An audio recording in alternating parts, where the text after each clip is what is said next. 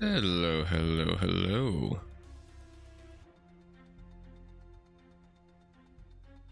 How is everyone doing? Feel like it's been forever. Because it has. It's been like a whole 48 hours or, I don't know, 3 days. Not really sure. Last notification was 2 days ago. I don't know if that's like 2 days, 48 hours ago, or like 2 days, 71 hours ago. Anyway, here we are, more Mechabellum. There's a 1.0 update yesterday.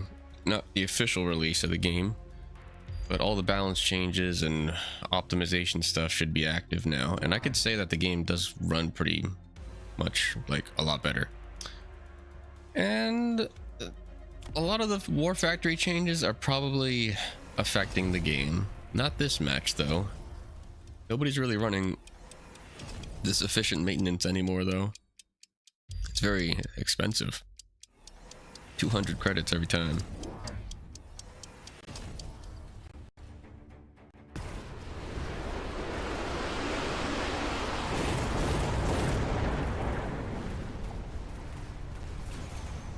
So we got War Factory. I don't want to say like Warframe or isn't that MMO? Anyway, we got War Factory Mustangs against War Factory Phoenix and Stormcaller.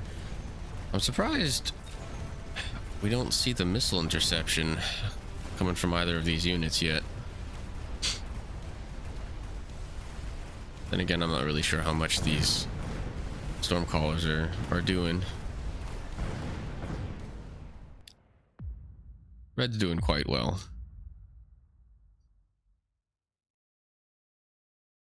I have noticed that typically this player, Cat Dog, does not beat this player. I think it's B. I can't freaking see his name. I think it's simplified Chinese with a B in it. They usually play pretty well. I was actually playing this game last night instead of just watching it, and I had a blast. I was doing a whole bunch of like Rhino steel ball things, and people just kind of panic once you get units up in their unit's face. Wow, that's 2 levels on these war machines, war factories, and that's a lot of health. And I don't see anything scaling over here. There's 2 Stormcallers. There's some Typhoons with barrier. I don't know, bro. The ion beam is gonna do a little bit of damage. Mother, I wish these bots would stop telling me to give them money for like more views.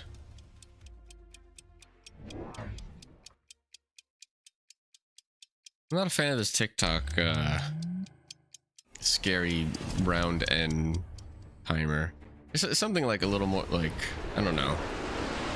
If they had like Sigourney Weaver say like, you're running out of time. Just like have that voice like pop up at the end. I would appreciate that a little more than just like freaking old analog clock ticking in my ear for 10 seconds. I don't know, just a personal preference, I guess.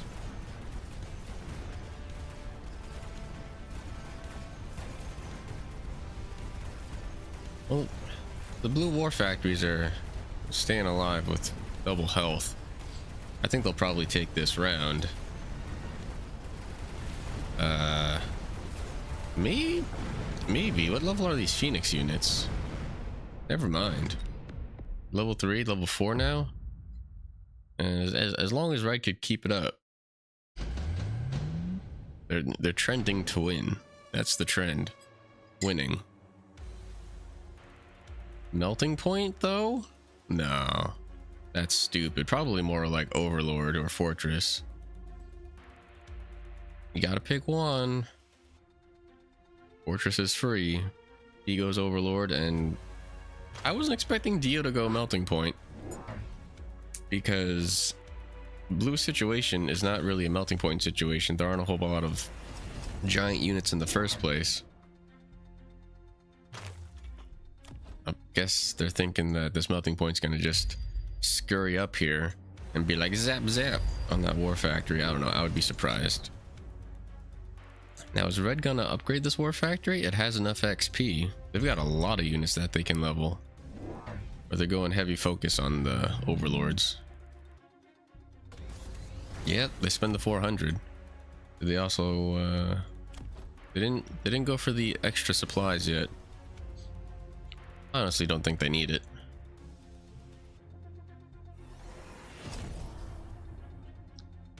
Well, I'm hoping that this melting point does something.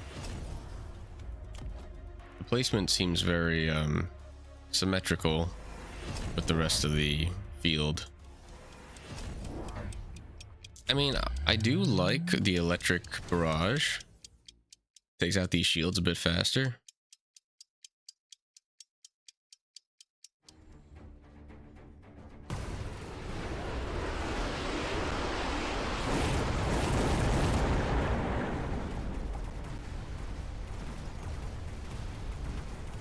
With no range on the melting point, I think it's going to be a little tough. Probably get shot to hell before they really make a huge difference. Alright, moment of truth. Yeah, it's already taking damage at level 3, and the level 3 war factory, that thing's going to be dead right now. And yeah, that's a surrender.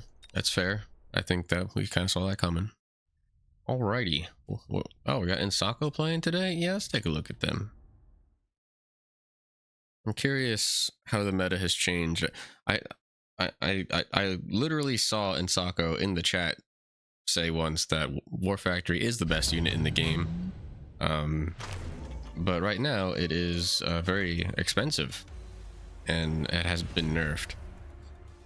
So curious what the plans are. Wow, Insako is not doing very good right now. They're down to 264 health compared to Red's 3,930 health. Not sure about the double shot this early in the game. It looks like they're trying to take out these steel balls. And the double shot was probably just to do double damage. Also, the rhinos are a problem. Is that a rank 1 rhino with additional health and almost 30,000? 30,000 health without even this rank 1 buff? That's a lot of health.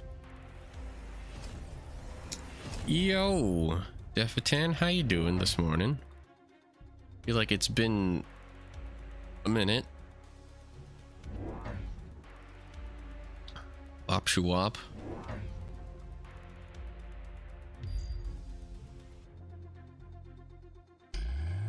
Passable. You're great. Cool. I'm tired. I didn't get a lot of sleep, but this delicious coffee is delicious and nice. How's the year been? It's been something. Lots of mental health difficulties and struggles, but I'm here, I'm streaming, and I'm having a good time, so that's good. It's a good day. Good day. What a glorious day. Witness me.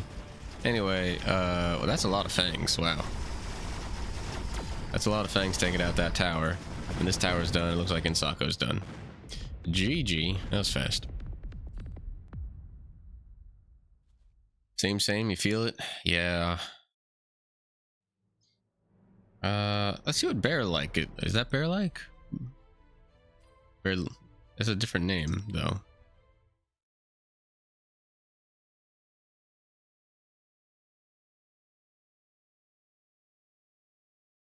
But I went grocery shopping last night, which isn't my usual schedule. I went grocery shopping. I usually go, early on the weekends.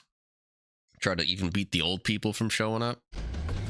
But I had some stuff going on during the weekend, so I had to go last night during a weekday. And I picked up some stuff for some Korean bulgogi beef stuff. And it was the first time I didn't follow a recipe. I think it came out pretty good. I had to make lunch for my waifu, and I don't know. I think it's all right. Got the off-rib cut of beef instead of the rib eye cut. Very relevant to what you see on screen, I know.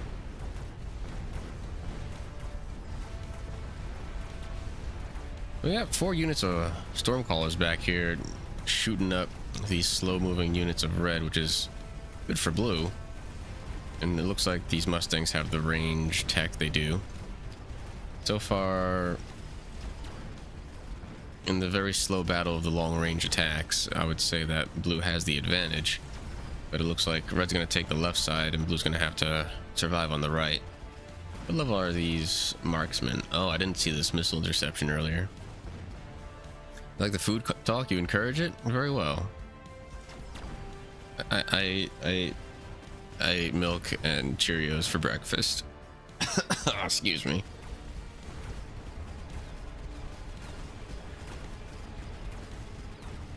Zucchini casserole. That sounds amazing. It does sound amazing. Wow.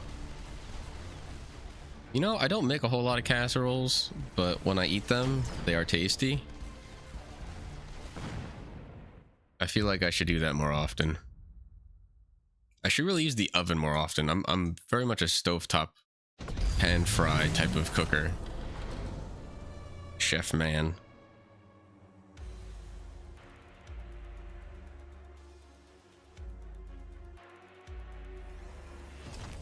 We got 2 orbital strikes coming in. I think this benefits red more than blue. Steel balls might actually get a chance to do some damage. There isn't a whole lot of chaff clear over on red's side. I don't think. What is it? 3 arc lights? Well, 4, 5. Never mind. There's a lot of arc lights. Okay. I feel like blue could use some height. You know, some aerial units. In general, red's doing better, I feel. So I'll give them a ticket for a vote. I'll throw my ticket on their side.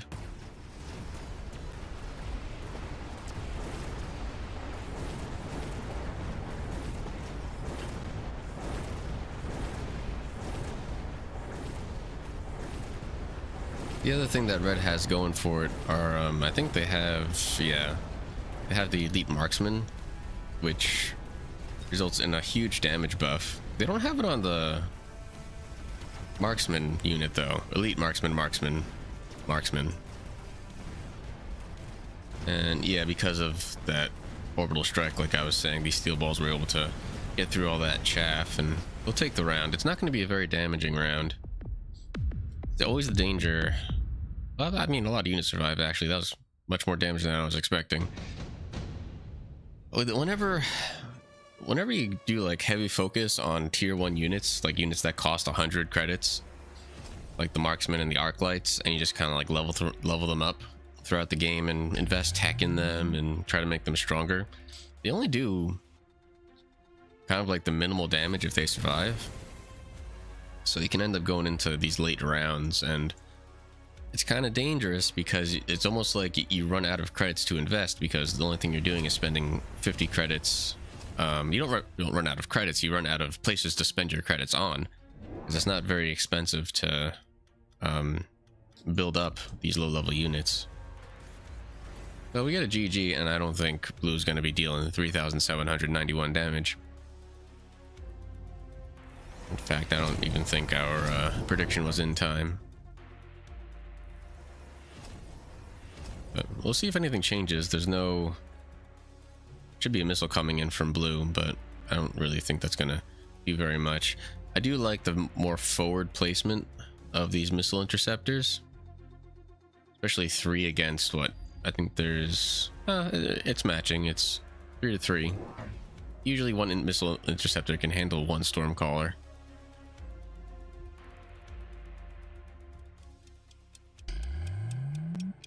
I gotta say, there's a little bit of a pet peeve of mine that a lot of times these missile interceptors are placed a little bit further back, like either right around here.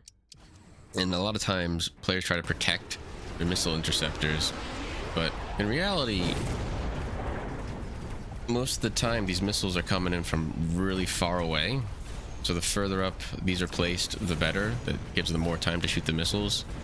And the other thing is, their units, even though they may be starting back along the line of these towers, they'll move up and be able to protect these missile interceptors before they're in any actual danger.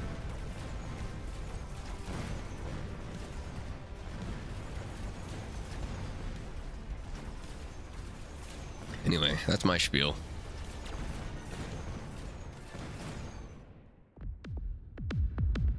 That's a GG. Let's see, were we too late on the prediction? We were. Yeah, let's watch a round from... Sorry, let's watch a game from round 1.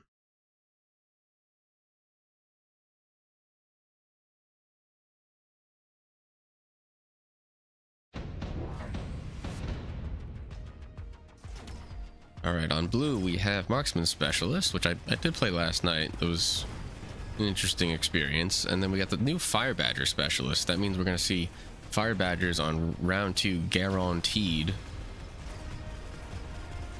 And as long as blue stays away from short-range chaff, they should be able to survive pretty well. I feel like Fire Badgers often inspire overcompensation on the user's side. So we'll see what happens. Wait a second, I'm very confused. How did... Oh, these... I see. I just got flip turned around. I was like, how did these red units come in from this side? That's not how that works. Damn, that arc light's like, you know, I know I'm getting sniped in the face, but this tower, I could shoot it a few times before I die. I would really like that. Alright, electromagnetic impact, intensive training, elite tarantula. Never seen or used this before. And then rhino assault. Rhino assault's always fun.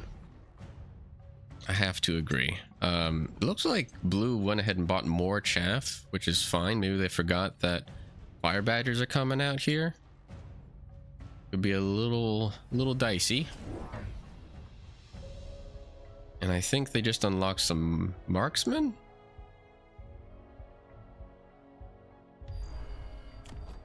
Oh, that's right, because of course they got marksmen, because they have the freaking Marksman Specialist. Well, we got 2 rhino airdrops coming in, rhino assaults coming in. Starting to do a flanking arc light is blue. Curious where they put their rhino. Looks like it's just going to be mirrored, right? They put it far right side, which I think isn't bad. These 3 marksmen here are really going to heavily protect this side, especially with these balls. That's rough, man. Doing this ball start, I wouldn't surprise me if blue starts just like selling the balls at some point. They're gonna lose probably a few rounds before things start to stabilize. Just checking on these rhinos. Blue's gonna take the first advantage of the tower, and these marksmen are not gonna have a good time against this rhino. The balls are staying alive. They should do pretty well against the Fire Badgers.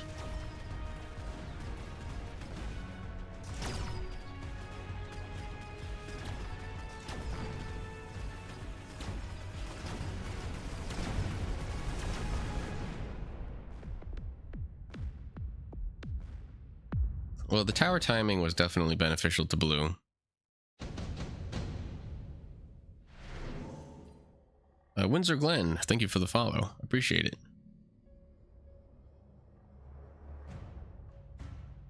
I would take the Fangs. I'm a big fan of high-ranking chaff and weak units in the early rounds. But you know, like Sabertooths aren't bad either. Blue kind of does need some single target high damage units. It wouldn't surprise me if red goes Wraith. No. Sabertooth. Wraith would have been, you know, safe against the steel ball. Then again, this level 3 marksman is a little scary. A Sabertooth is just gonna probably withstand most of these crawler attacks. very weak commitment from red on the left side, but I don't know if they need much more, especially with these steel balls being drawn to take out these crawlers. I'm not a big fan of this, of like crawler only flank, especially early, because that's just going to end up kind of feeding units XP. I know it's not a lot of XP, but I think at this stage, especially given the strength of this left side, it's not going to be very beneficial, and you lose the surprise. We'll see what happens. These crawlers aren't going to do very much either. I could be wrong. We'll see.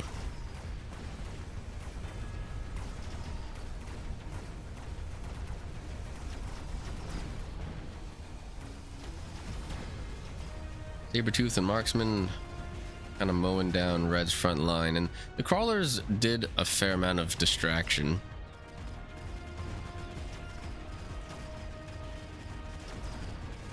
And they actually resulted in getting this level 3 marksman killed, so that's really good. To take out this tower.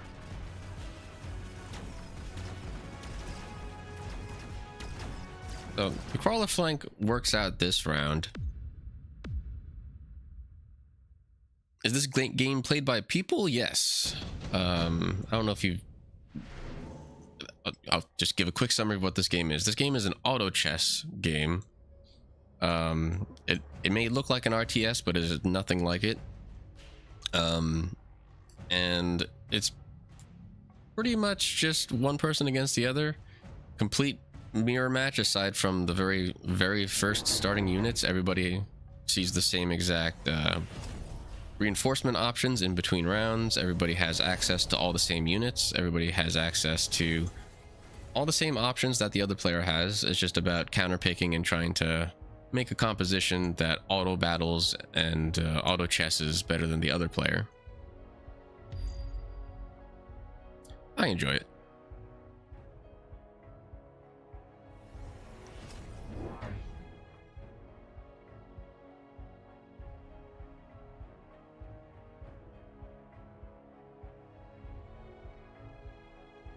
Yo, Hailstorm, what's up? You now understand? Fantastic. See, I like this flank here, this Fire Badger flank. It is going to deal with these crawlers next round. The game seems relaxing. I mean, it's relatively low stress compared to any other action games, but this timer isn't very relaxing. Especially when you start hitting around like 6 and above, because there's a lot of things to consider, and if you want to make the proper correct decisions, it does get a little tricky. Make sure that you take all the, to make it feel like that you've actually taken the correct options, instead of just randomly place a bunch of units down and hope for the best. Well, red is still winning the left side. I think all 4 of these steel balls are going to stay alive, and they'll probably take out this Sabertooth. Let me just see what happens here. Keep an eye on the left side of your screen, folks. Damn, look at that shot. Took out 2 steel balls. Did the Sabertooth. That probably... Damn, they took them all out. Beast. Chad Sabertooth. And yeah, look at that. Red has taken 3 rounds.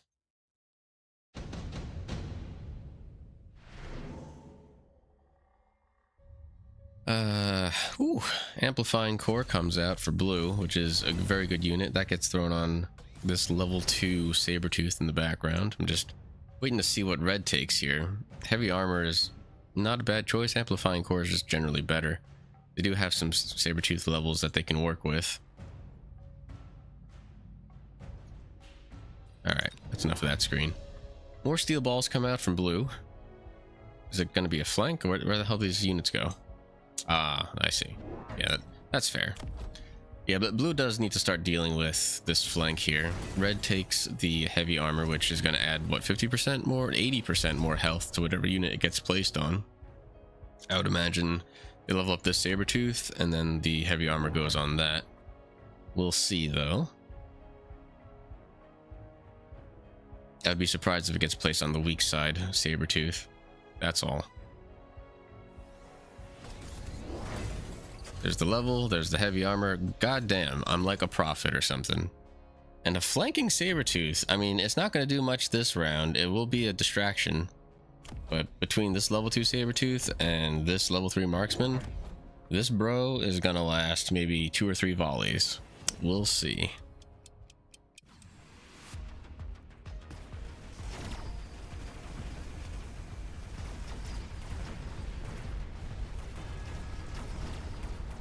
It is dead.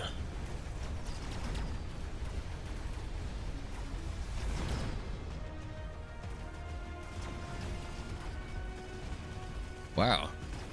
Blue advancing very quickly. I think they had a few more flanking units this round and taking out the left tower. In general, blue is just doing better at this point. They seem to have stabilized. They've got enough units. They've got enough chaff. They've got some nice high damage. And honestly, at this point, I will also vote blue. And Sako is a very good player. I am a fan of additional deployment slots. Every round, you can only deploy 2 units, regardless of cost. But with this, you can deploy an additional one, so it's like a 50% increase in unit deployment if you really wanted to. And that is every round. I don't think anybody took it though, right? No, nobody wanted it. Sadness. Not really. We got some fire coming out. We'll see if some shields can block it.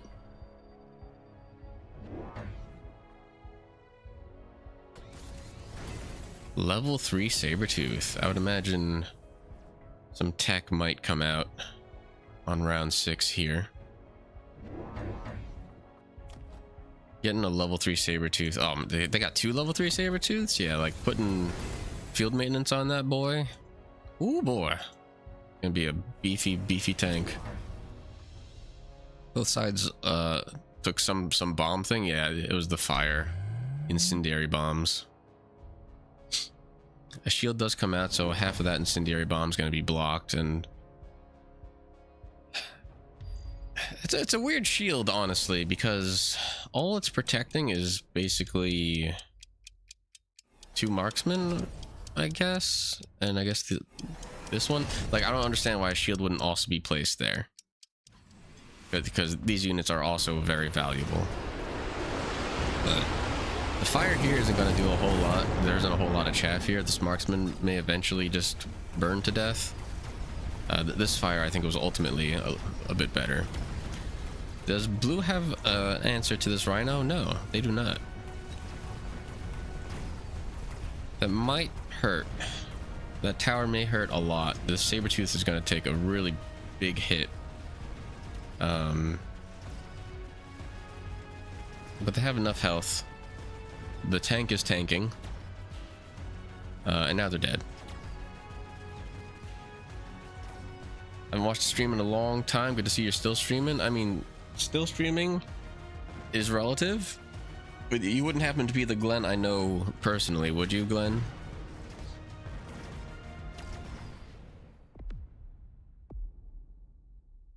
Yes, you are. I'm glad you're doing.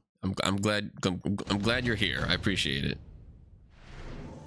I sent you a text a little while ago. I think it was like 2 or 3 months ago.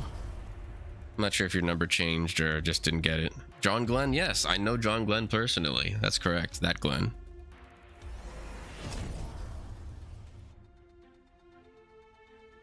But I hope things have been well.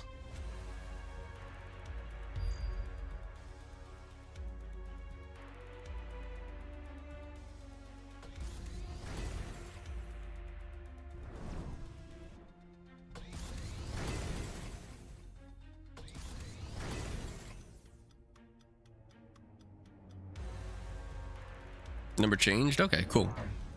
Yeah, no worries.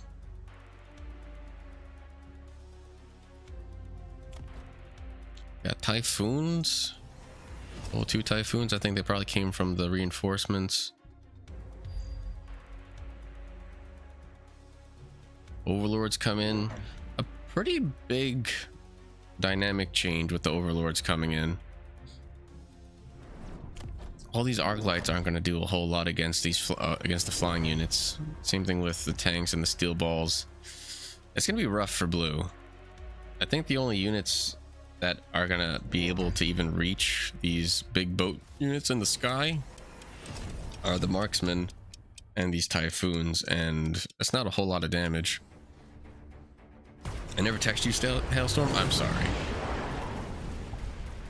I sincerely apologize.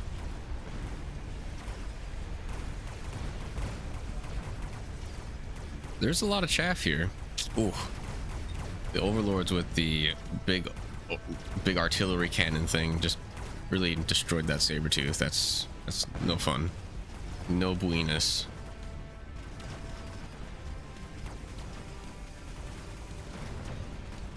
Tower gets taken out though, which is nice.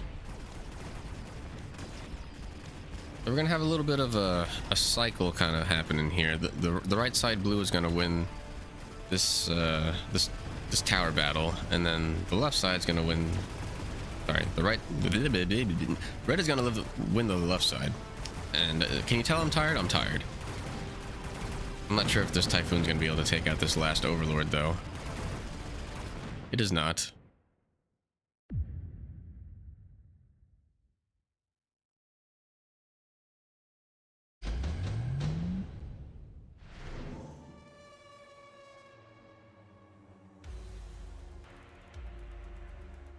I think blue still kind of has the advantage. They're winning on the ground pretty, like, assuredly. Very comfortable on the ground. Javelin is nice. The only concern for blue is if they have jump drive, and red does have jump drive, so if they wanted to, red could technically add the jump drive tech on these overlords, and what that would allow them to do is just freely move them around on the field. See if that happens. Now red's gonna put a javelin on this right side, like cluster of units. The javelin does 70,000 damage and it ignores shields, so that means that these typhoons and balls will probably go down. I think the saber-tooth has enough health. Oh, it doesn't. It's only at 52,000. Interesting. Yeah, that's a pretty good javelin right there. And what do you know? They did exactly what I was expecting them to do. They went ahead and moved all those overlords. This javelin is only going to end up taking out very weak units. It'll be another kind of rough round for blue, especially with these units being blown up immediately. Bam! Ouch. That sucks.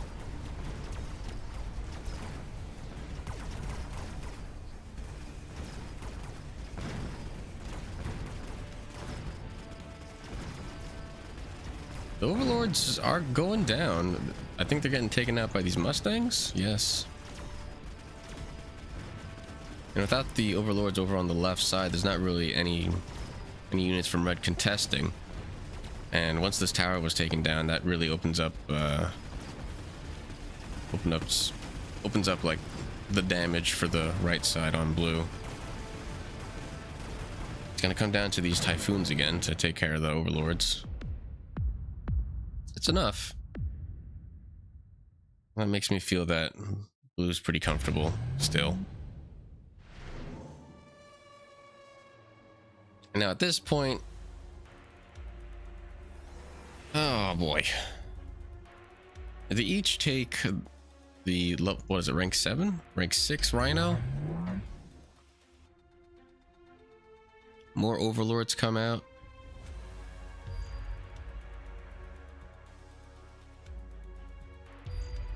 I wonder where this rhino's gonna go. It's got like 200,000 health, which if you're not sure, if you're not aware, 200,000 health is a lot of health. This big boat thing in the sky, at rank 1, it has 23,000 health. So 200, so like 10 times that on this little unit here is quite a lot of health.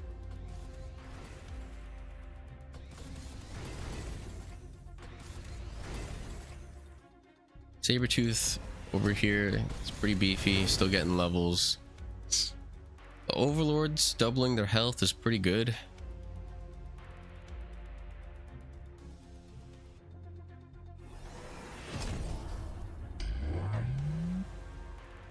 I would say like both sides of the board have been like properly leveled and maintained, but I think blue has kind of just had the upper hand for the past like 3 or 4 rounds, and they're just kind of maintaining that advantage.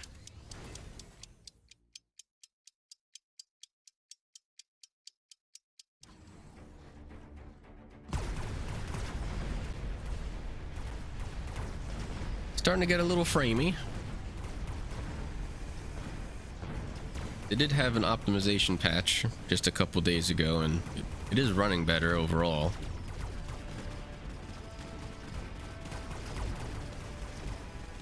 Yeah. Blue's left side is just... it's just a death ball, man. It's taking everything out way too quickly.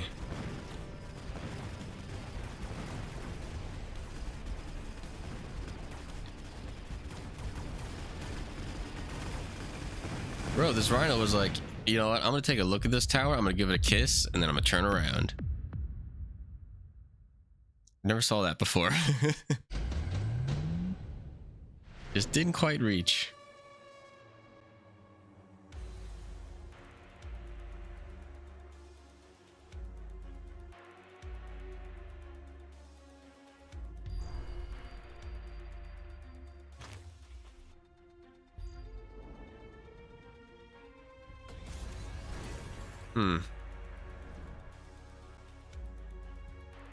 So another drastic formation change from red. They're moving their 2 level 2 overlords over to the left side now. And it looks like red also sold their high level Rhino. Damn, and they just drop a big old war factory. When in doubt, spend a bunch of money and get a big war factory. I don't know if that's going to do a whole lot. Blue already has steel balls. Steel balls ramp up in damage the longer they have their target locked. And they also have healing. So as long as they can reach the war factory, it's kind of not going to be an issue probably like 20 seconds into the round. We'll see if it works out. There's a lot of chaff clear over on the left side, so these crawlers, arc lights, the Rhino's gonna tank quite a bit against this war factory. This is gonna kind of be the deciding area for sure. Kind of for sure, I said, yes. Oh, that was a much bigger zoom than I needed. And already the balls are on the case of the war factory, and there goes the health. Look at it go. Bye. All right, well, that's kind of a GG. These overlords are going to do quite a bit of damage to the remaining units on this side. It looks like there's a flank by red, which might win them the round, honestly. I don't think that these typhoons are going to be enough for the rest of the round. Well, don't forget though, we've got some high-level Sabretooth and steel balls on this side. And the marksman still exists too. It's very well placed behind all these other units. It might be able to, if it can, reach these overlords and take them out in time. It does, and that's the game.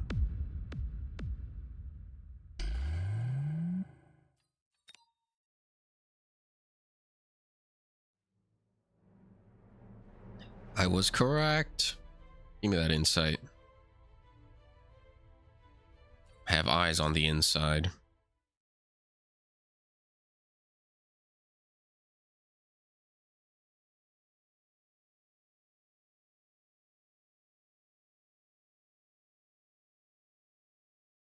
Okay.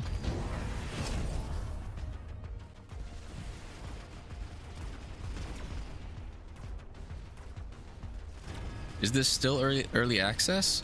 Yes. So they did come out with the 1.0 patch just yesterday, but the official release is on the 26th, I think they said.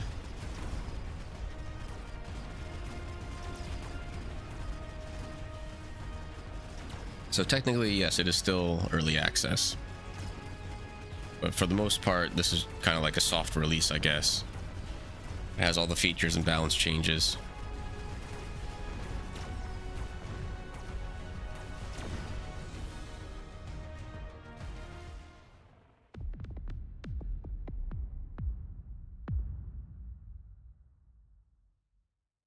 The game has been in early access for, I think, 18 months.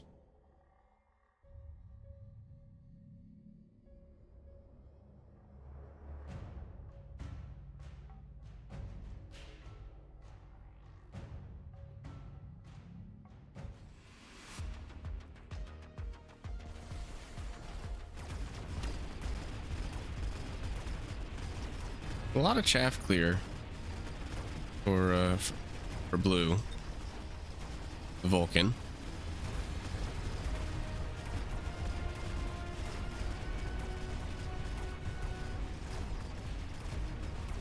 I feel like the big question is, never mind, it's not a question anymore. The Vulcan gets a level, and this unit might end up carrying blue the rest of the game. Who are our players? This portrait looks familiar. I'll go ahead and vote blue.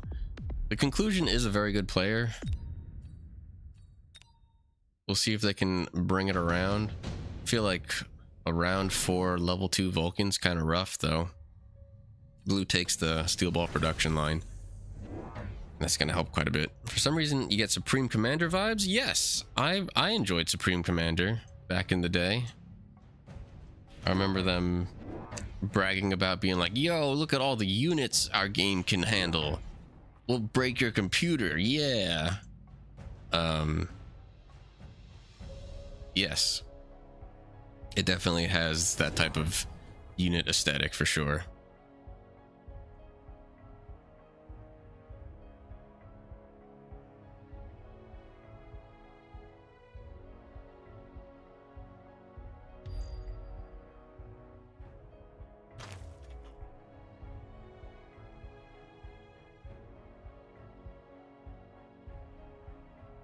Well, red is going for heavy loading on the right side.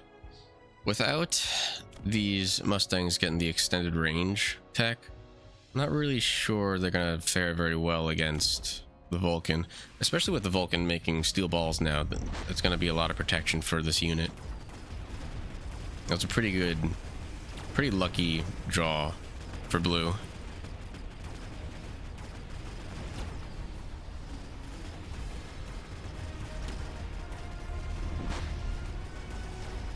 Yeah, this fire is just melting all the close range units of red. And without red really contesting the left side, it's just a matter of time before this tower is gone as well. But blue doesn't even need it. Curious what red's play is going to be to stabilize.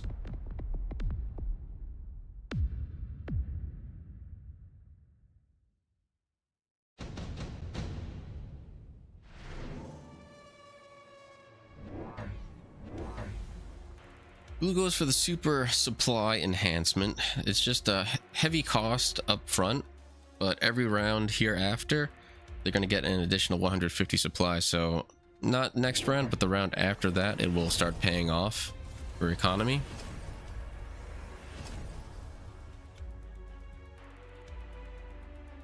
And not too surprising, given red's composition, they just go for a level 2 war factory. I'm not sure what they sold. I don't know where all this money came from, because the level 2 war factory is super freaking expensive.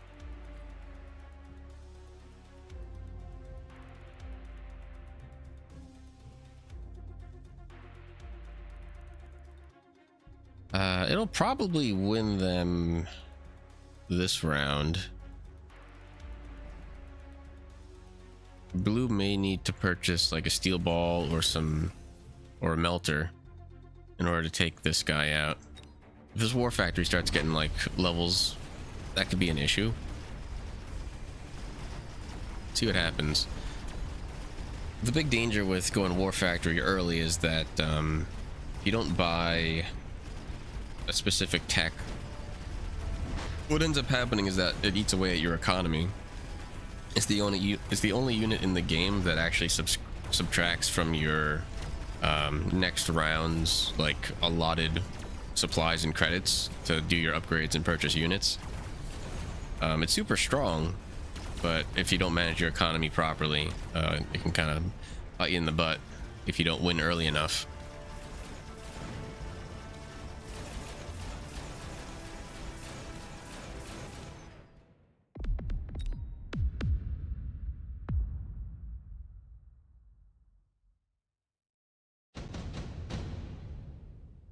There's the melting point, and they get it on a draw too, so it's a rank 2 melting point. Pretty handy. Red goes for the sandworm reinforcement and sells one of them right away, so that's an additional 400 credits, which is gonna help out. Rank 3 Vulcan.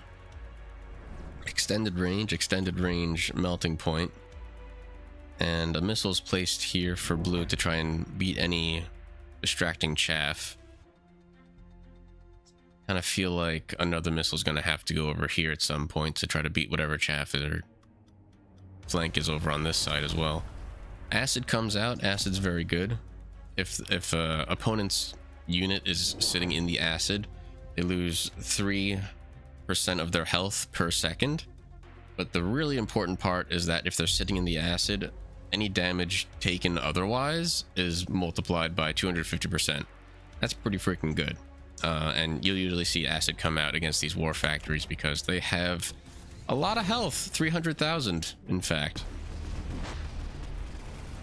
The frontline acid, hopefully for blue, this war factory is going to start stepping in it, and there it is. It will start seeing this health bar just kind of slowly drain away now.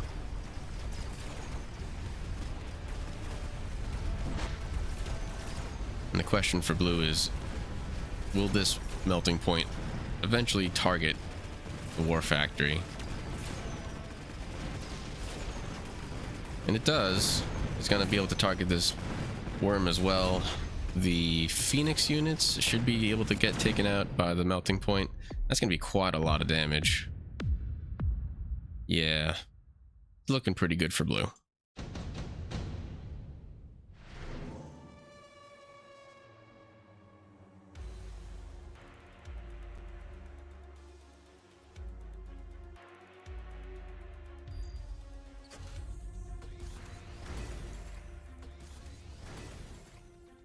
Blue goes for the, what is this called again? The absorption module, which converts 90% of the damage dealt into healing. This is a very high damage unit, so it's a fair play. Red goes ahead and sells the war factory on this side, and what they're going to do is they're going to switch sides. They're going to add 2 war factories over here. Now, blue has been weakly contesting the left side. This is a big power swing. We'll see how this works. It probably won't go very well. There are some crawlers here. There's just a couple of crawlers that might result in the war factories walking into the acid. Now, Red's problem is that blue now has a very, very strong right side, so eventually they're gonna reach this tower. Yeah, we'll see what happens.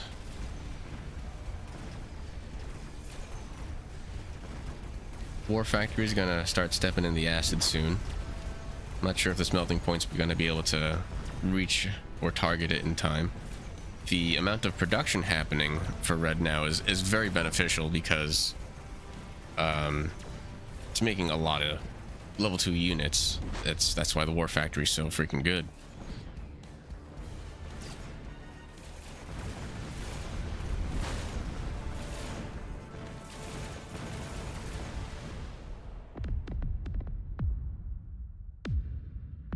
Hey, Cookie K, hope you're doing all right.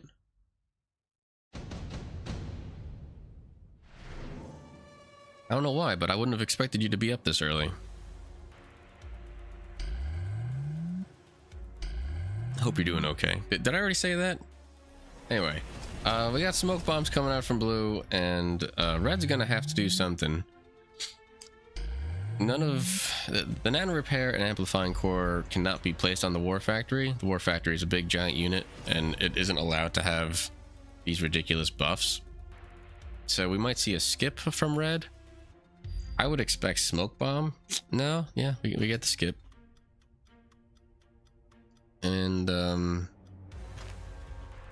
you're driving to play tennis? Crazy. That sounds fun. That's a lot of smoke.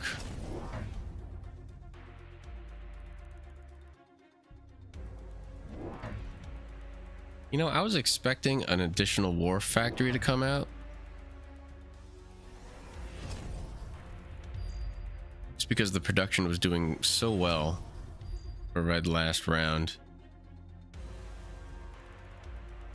Now, blue commits to the crawler tech and electromagnetic barrage. If the electromagnetic barrage can reach these war factories, that basically turns off all of the tech here. And red is actually doing a composition that I had theoretically worked on in my brain, where there's just a whole bunch of production.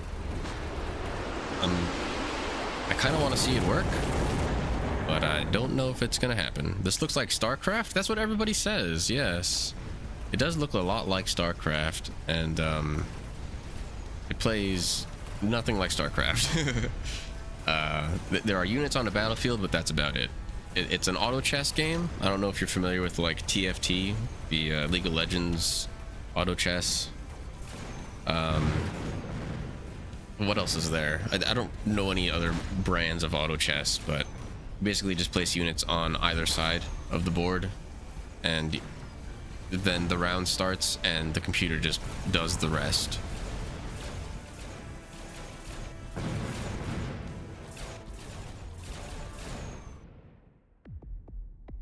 Looks like the Phoenix units have the electric shot, which is really nasty.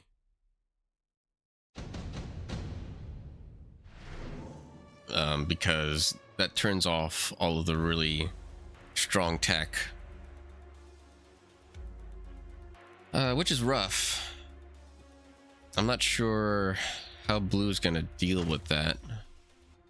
Red goes ahead and takes a fortress and just sells it right away for the extra cash monies.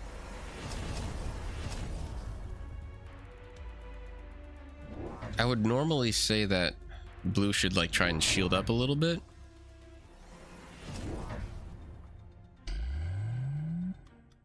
And they kind of do. They take a whole bunch of wasps and add shields to them. And hopefully that'll distract all the unit production that's happening from the war factories.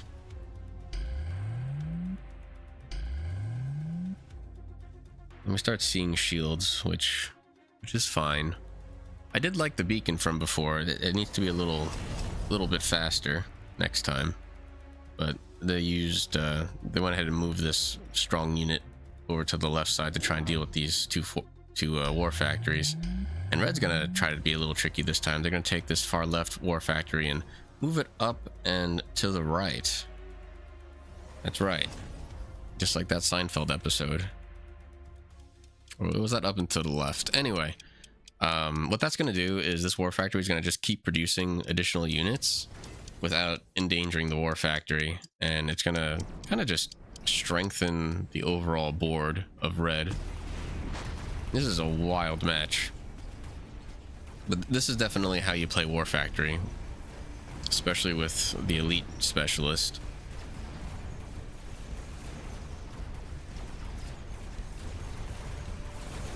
Now, the big question is, will these wasps stay alive long enough to really make an impact? They're having a rough time. Yeah, all the wasps on the right are dead. There's only just a few left on the left side.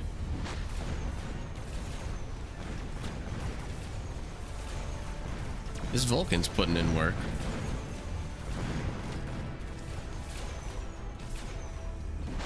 It's really going to come down to these Phoenix units being able to do their job. And they are doing it. They're doing it. All right. I think Blue's got one more round to figure this out. TFT is confusing. TFT is rough. TFT, I could have fun with TFT casually, but freaking Riot doesn't know how to balance their goddamn games. So like every time they come out with a patch, which is like every 2 weeks, they just like buff and nerf characters by like 200%. And it's like everything I knew about this game is gone. Like you just removed all of the knowledge I had and I have to relearn it again. I think I played TFT for like 2 or 3 months and I was like, all right, these patches are just ridiculous.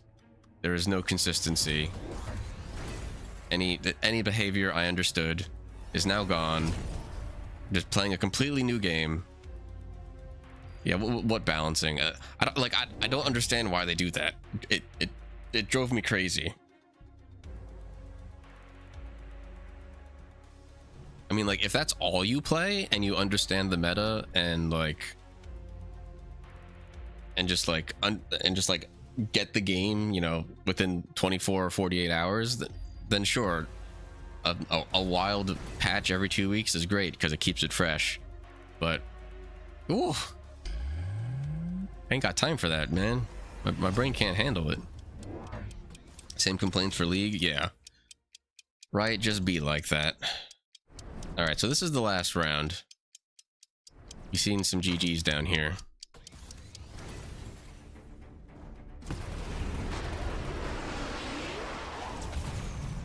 Blue went ahead and consolidated all their wasps, or at least their high-level wasps, into this grouping back here to try to keep them far back and safe away from all the dangerous units of red. And hopefully these wasps will eventually join the battle and distract all the Phoenix units that are being produced. So far this is very much the same round as last round, but now we've got the Phoenix units coming in.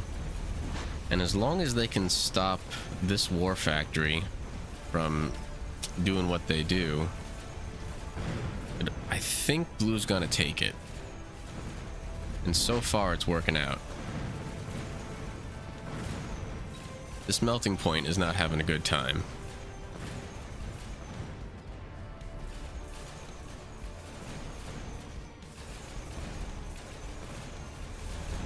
This tower's gonna hurt. Losing this tower. Oh no, and this poor melting point's sitting in the acid. Oh no. That's a shame.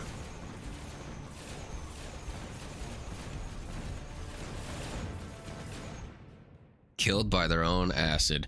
Well, I gotta say that was very well played by Red. If you're gonna do Production War Factory, that's how you do it. I'm okay with getting that wrong.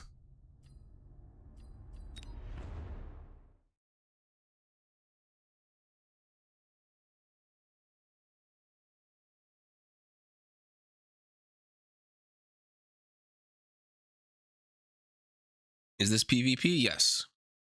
The standard mode is 1v1, but it does have a couple of other modes. There's a 2v2 version where the field here is actually extended off to the side, where the blue team is player 1, player 2, and they're up against player 3, player 4, which is pretty fun because basically it's one big combined battlefield. So if like player 1 here is winning and they take out all the units on this side, the remaining units will come over and try to help out their teammate on the other side of the board.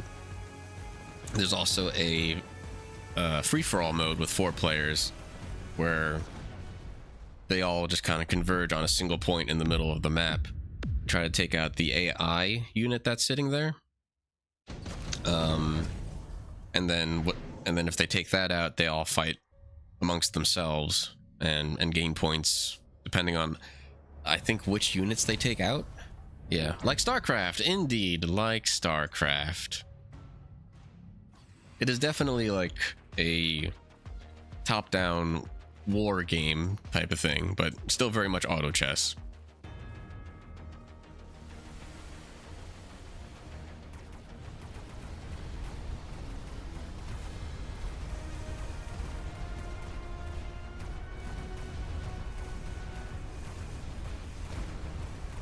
I don't know why, but it feels like there's a lot of units out on round 2.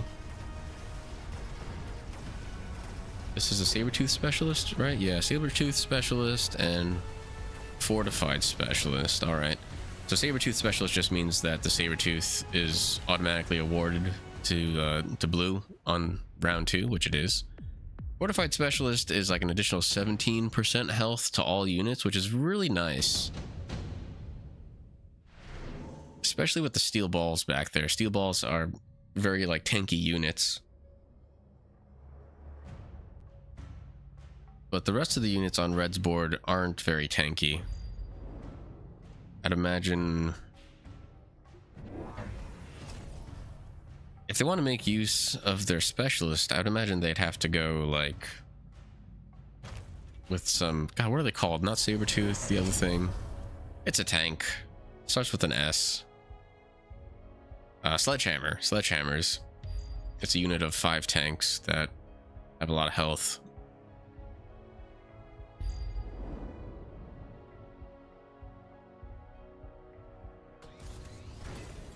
Now, the past few days, I've been seeing a lot of Stormcaller players, especially from this player here, HD Subsour. I don't know how to say that properly.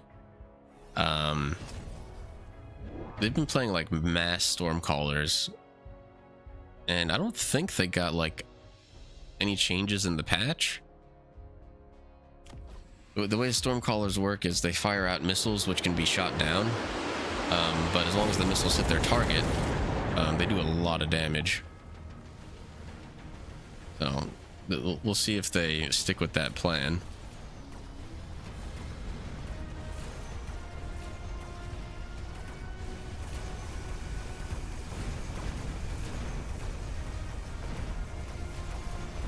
I mean, the missiles are doing good damage against the high health units of blue right now. The big issue with these Stormcaller missiles is that they're not going to be able to touch these Phoenix units that are flying up above.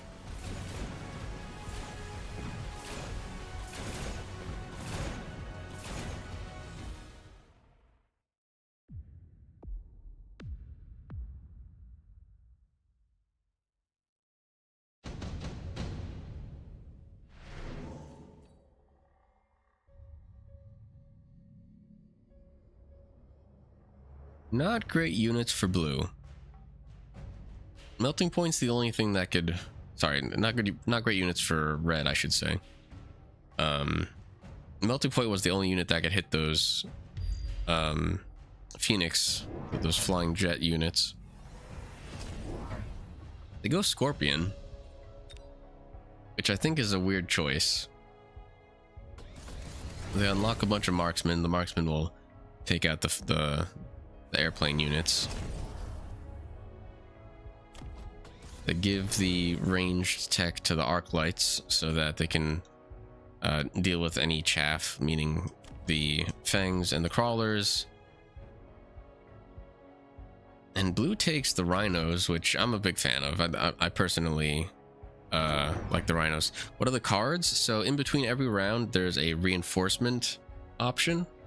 They could be additional units that are at a heavy discount. They could be special equipment that you can place on units that give them a really big buff.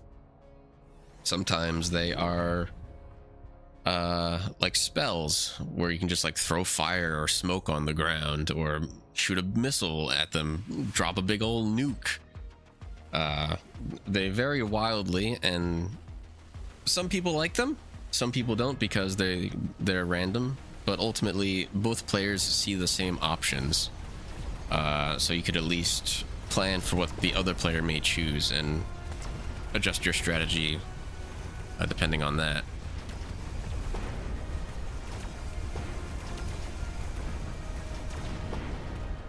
It's almost like a draft round in TFT. It's like, well, like, what am I gonna pick before the next round type of thing.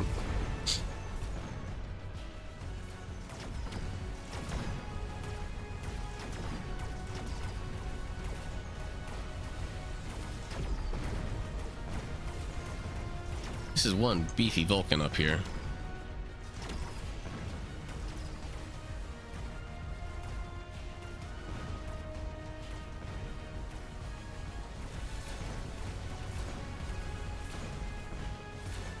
Did it get a level? It did not get a level.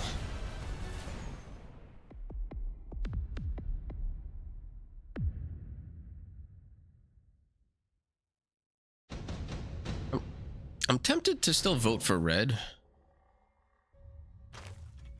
So each player on that round took intensive training. Intensive training automatically gives enough XP to any unit that you select to basically allow them to rank up. Which is super handy. It's very handy. Basically saves any amount of work they would typically have to do. So red goes ahead and upgrades the Scorpions with additional range, and that's a pretty big deal. That'll allow them to attack these high health Vulcans a little bit earlier in the game. Honestly, with their fire rate and the amount of health that these Vulcans have now, double shot wouldn't be a bad idea. Scorpions have double shot that basically doubles their damage.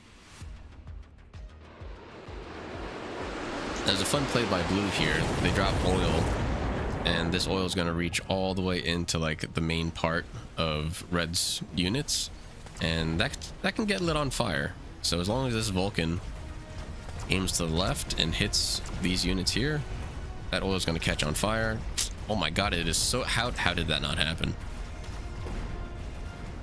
Fire is literally touching the oil. It's kissing it. But it's like, no. Just a light kiss.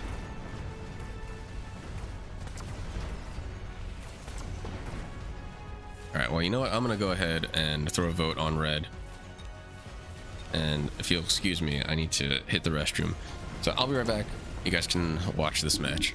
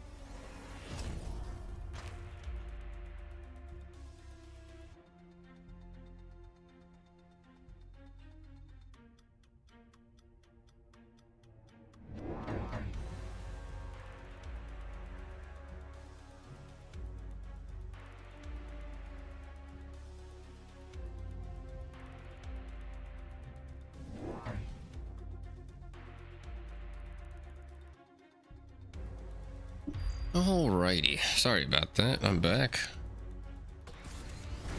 Drink a giant cup of coffee and, well, I'll just leave it at that. So what do we got going on? Fortunately, nobody else bet on the last match we were watching. Otherwise, I would have lost some insight. Very steamrolly comps I'm seeing here.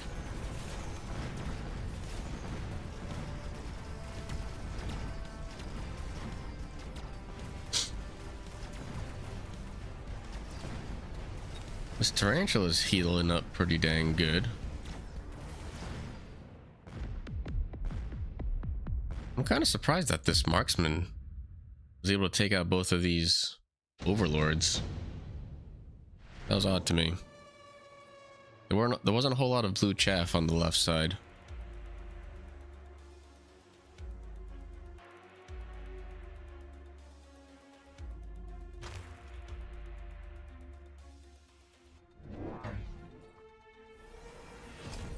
Blue goes melting point, and red's gonna stick with their overlords.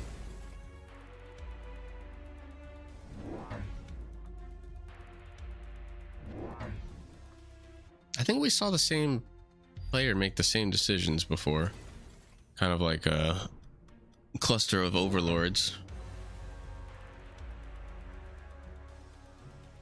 Now, as long as they don't get stopped, they'll be able to follow this beacon the whole way and take out both of the towers, which will be handy for sure.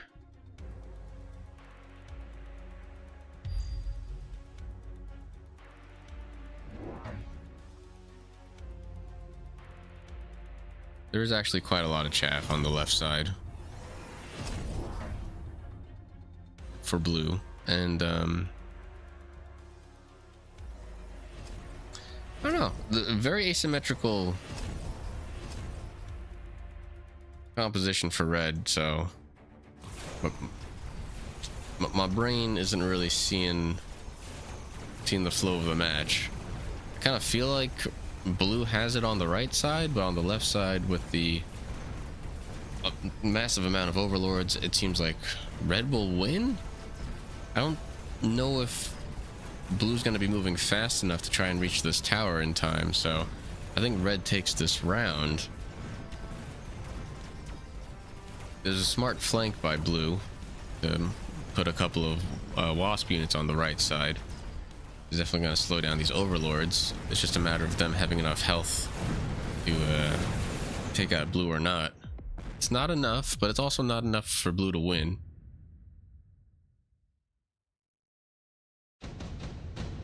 And red's got to be wondering now, is the overlord commitment worth it just to do more overlords?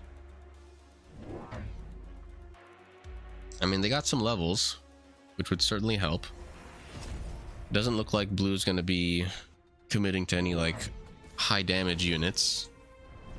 They'll probably just kind of add more chaff and upgrade a lot of the existing units on the field.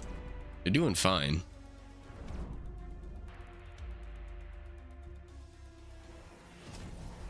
I mean, I'll throw a vote in on blue. I feel like that's scene's over. Okay, I was too late. Yeah, I mean, it feels like blue's gonna win.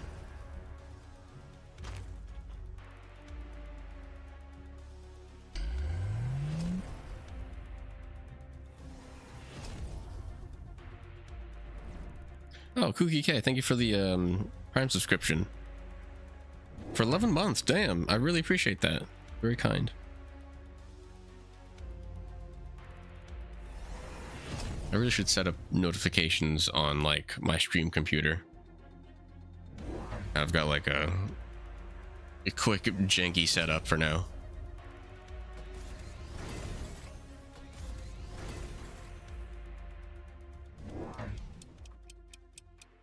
You're welcome. Thank you again. Anyway, so we got some shields on red's side. I don't know if that's going to be quite enough. The flank from blue has been moved just to regular standard placement. These typhoons are getting melted.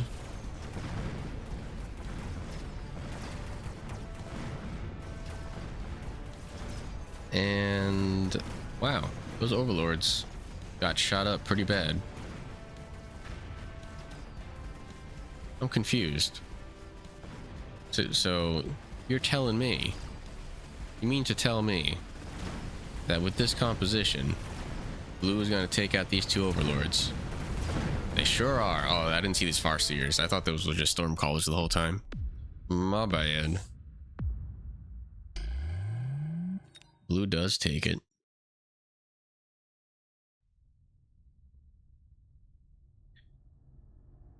Let's go ahead and let's watch this one.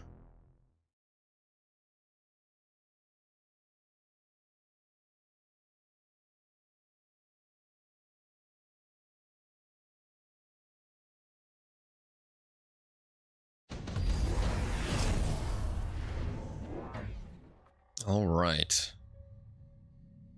And true to form, HD Subsar has 3 Stormcallers on round 4. And red is going Sledgehammer, which I do like. I like Sledgehammer. I'm not sure if this Sabertooth is going to stick around. They probably had Sabertooth specialists. They do.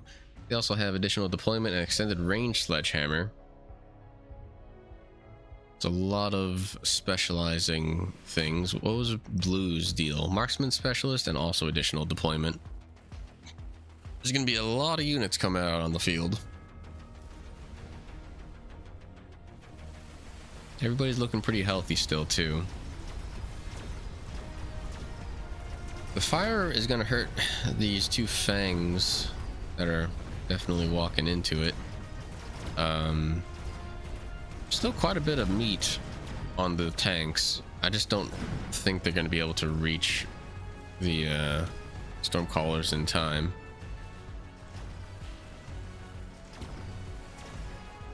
And I don't know. I feel like if red doesn't start doing missile interception, they're going to fall behind pretty quick.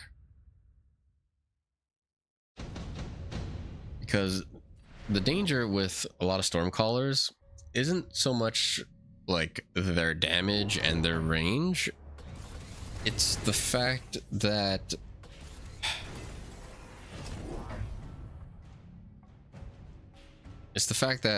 I guess it is kind of the range. A lot of these slow moving units back here, they're just gonna kind of die to all these Stormcallers, which means that you're not gonna get them a whole lot of levels, and the Stormcallers are just gonna end up stealing a lot of the XP that you'd like your units to get. So unless extended range comes out for the Sledgehammers, or maybe even armor, all these Stormcallers are dropping fire. I think armor on the Sledgehammers would be very helpful. They have enough units. Do they have the tech? They don't have the tech. That's not good. That's bad. I'll just go ahead and place my vote over on this player here. You know what? Let's do an exciting vote. I'm gonna vote 10. See if we can attract some action on gambling. See what happens.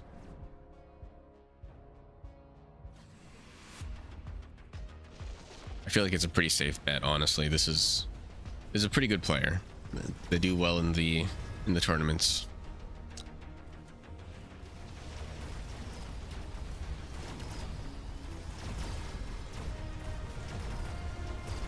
The worm is placed a little bit more forward than I would like it.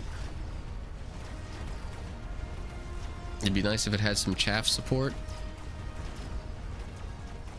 The reason that worm is a little risky is because these Stormcallers now have to roll up quite a lot in order to start doing their damage, and they're kind of just moving into a dangerous range now.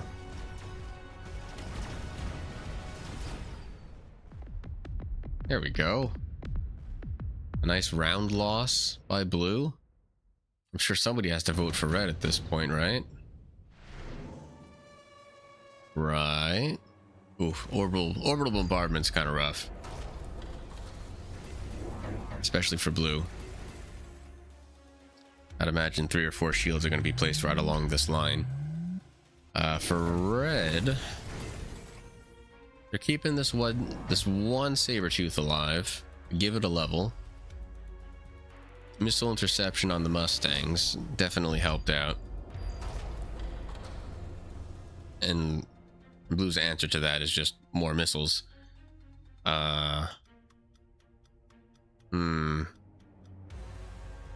What else would Blue need to do? They go for more range, and I'd imagine the rest of their $300 or $400, it has to be spent on shields. Without that, they lose the round, and they lose a lot. And there's our first shield, second shield, third shield will probably be like over here. Okay, yeah, that's fine.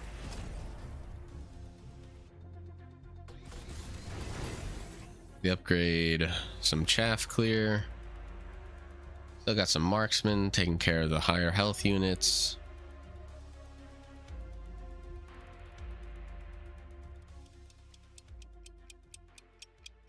Yeah, pretty by the book on both sides, I think. Level 3 sledgehammers could be an issue. Let's see how far these missiles get. There are a lot of missiles. It's gonna really slow down the damage output of the backline Mustangs. Fire is coming down, it is raining down, so if the Mustangs start moving up, they're gonna take quite a bit of damage.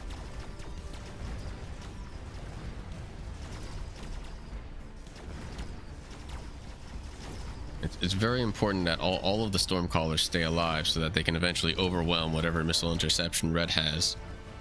Seems to be working out so far. And I think the next hope is that the marksmen with their range will be able to take out the remaining high health units. It's working out pretty well. So Blue seems to have stabilized. It's now up to Red to come back with additional missile interception. That could be more marksmen. It could be a war factory that comes out, and oh my god, there's more freaking bombardments, orbital bombardments happening. That just means more shields. And Red's gone ahead and already spent their cash. What the hell did Blue just buy? They're down to 800 credits already. Maybe they did the rapid resupply last round, and they're down 300 supplies.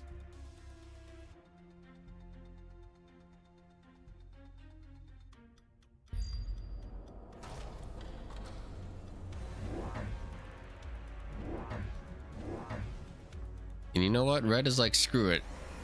You want to do missiles? I'll do missiles too. I think that's a mistake.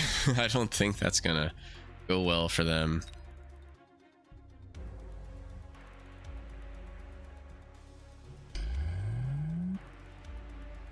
Here come the shields. I think you gotta place 4 shields right now if you're Blue. You gotta protect 1, 2, 3, 4, 5 Stormcallers. They think 3 is enough.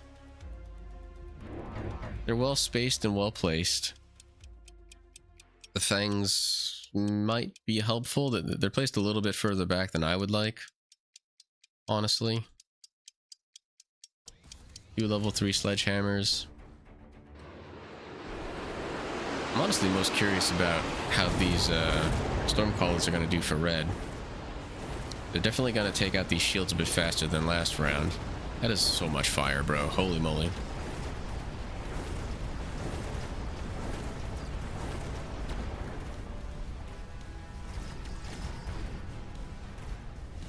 Alright, 2 shields are down, but the orbital bombardment is also done. They've got Fangs walking up slowly. That's going to provide a decent amount of chaff. These Stormcallers have been leveled up. I don't think they were leveled up last round, but that'll do quite a bit more damage. And yeah, the Stormcaller play for Red was just not the answer. They did not get any additional help in dealing with all the missiles coming from Blue.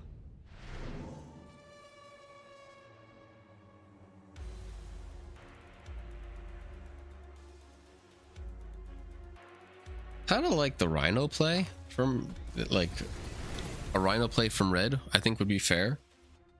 You could also flank. I think blue is kind of weak to their flanks right now. Yeah, placing a Rhino right here would be fantastic because it would, these Stormcallers would basically be dead right off the bat. It would attract the attention of these Stormcallers, and that would be the exact same situation on the right side. There would be no... They could go armor. It would depend on what tech red has for the Rhinos. And we get a GG, well played. So I don't think red's going to be making a comeback.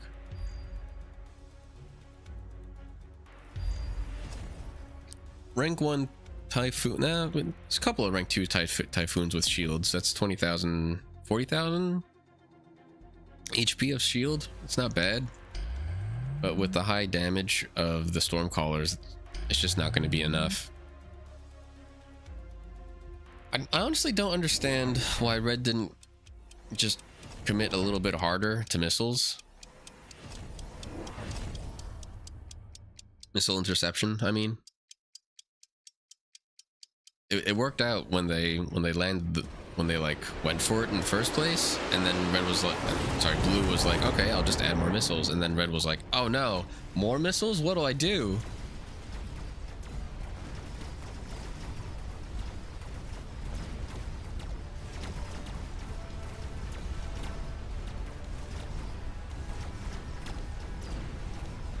So many freaking missiles.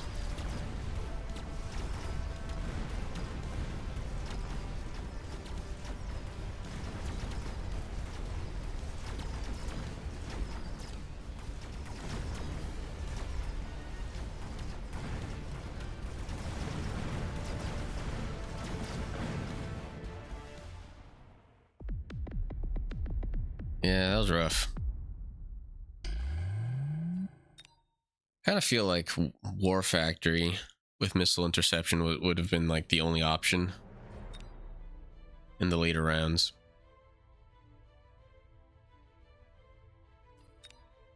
Let's see what Mr. Napping and Dio are up to.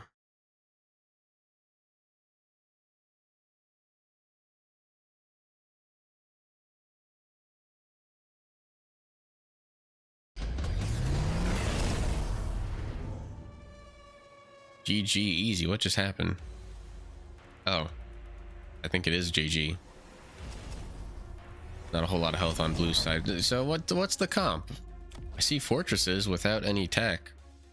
That's weird.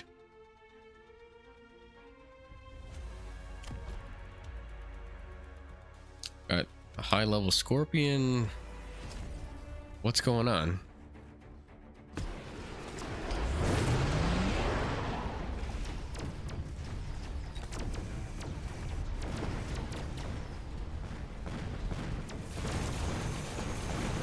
Oh, I see. It's like a big flank play. That's what's going on.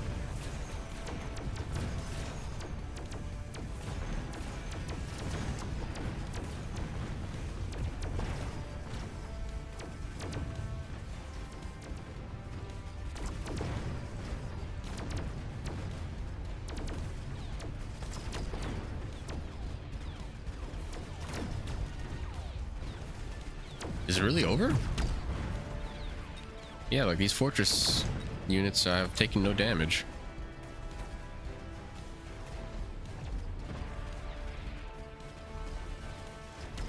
All right, well, I mean, let's look for another match.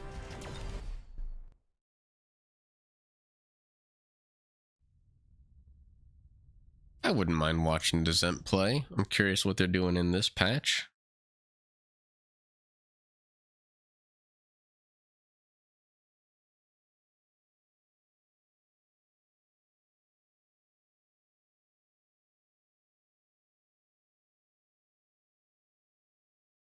The loading times seem to have increased with the 1.0 patch. I wonder what the deal is with that. And it's not just going into matches. Like, I noticed that when I go into like unit modification, it takes a while to load up the units.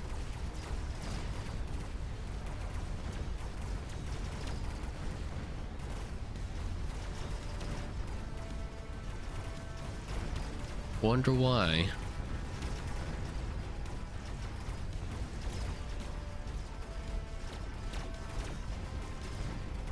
That is a lot of fortresses yet again.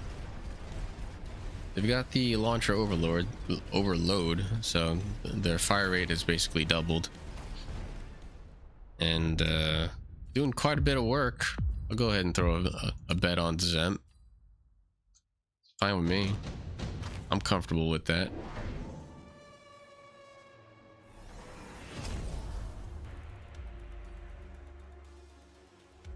Blue goes for the enhanced supply, whatever the hell that is. The super supply enhancement. That's weird. I feel like buying that on round 6 could be kind of disastrous because they're not going to get all those credits back until round 8. And if they don't have a way to deal with all the fortress units, that's a problem. Now, all their snipers are assault snipers with electro shot, so they'll be turning off all the helpful tech for the fortresses. There's still a lot of chaff for blue as well, so like they're in good shape. I think with just their units alone, they should feel pretty comfortable.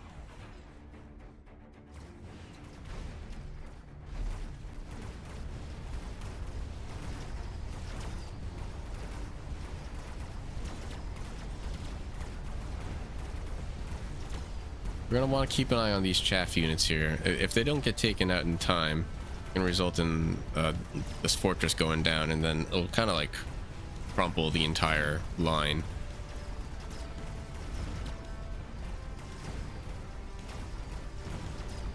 It wasn't quite fast enough, so I think red is still in good shape.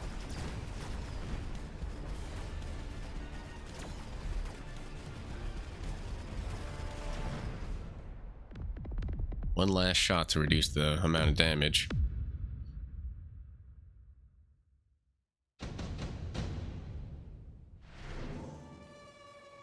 Alright, blue is almost even with credits. They're still a little bit behind on economy.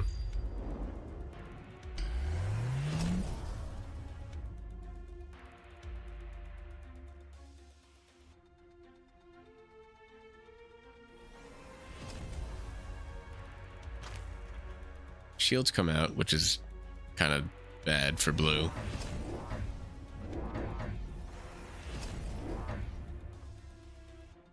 Blue goes Overlord with the big old cannon shots, the Overlord artillery.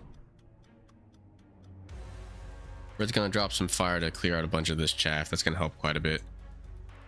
Red is already out of cash monies, so we're not gonna see any more upgrades or any more adjustments. I think this barrier cost like 600. No, it probably cost like 800 credits. Certainly hurt. And I think the only way red is taken out these overlords are with the 2 backline Mustangs. They have range, so it might be okay. Compared to the fortress, 135 to 120. So the fortress will protect the Mustang. The ranges are compatible. This fire is going to be pretty big for red. Being able to eat through all the fangs that we're walking up and these crawlers is going to be pretty beneficial.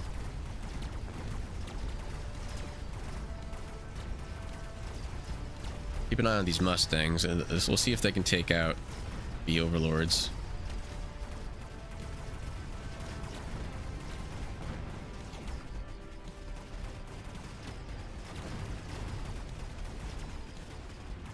It's not quite working.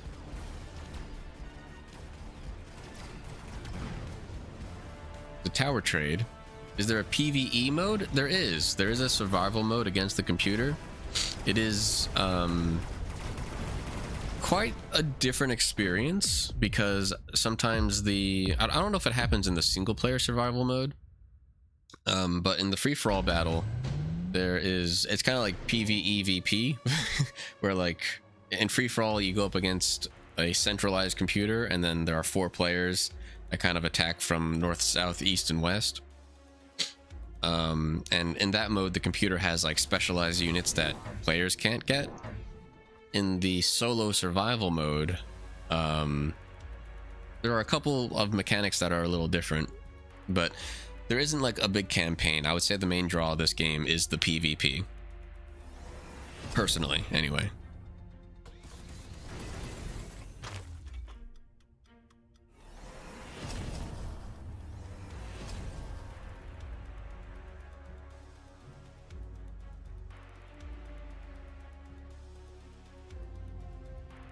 More Mustangs come out, try to deal with the Overlord situation. I think that's completely fine. Still no levels on the fortress, which is a little confusing. I think, where the hell did all these Mustangs go? They just bought... Oh, I see. They put them on the front lines already. Okay. I think that's fair.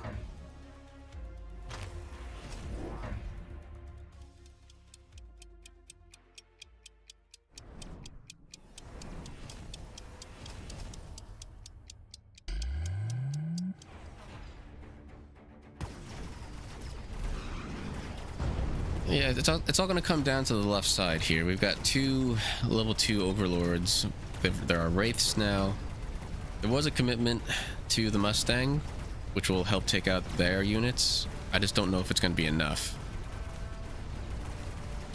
There are level 3 Mustangs back here that are going to do quite a bit of damage.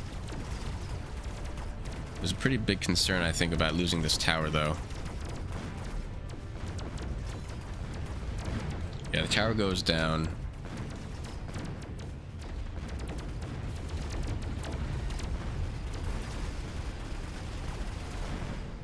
Blue will still take it because of the level 3 Mustangs on the right side. Getting close. Blue's gonna start benefiting from their economy now. They're getting the additional 150 supplies, and they should be ahead in the credits, in the credit race. Interesting sticky bomb decision there. It'll slow down the chaff and I guess kind of isolate the air units to be taken out. And they do it on both sides. I'd say that's a really safe play. I don't think much can go wrong with double oil sticky bomb. And blue goes for the intensive training. So if they wanted to, they could do some silly leveling up stuff. They could turn this into like a level 4 overlord. I don't know if they want to do that.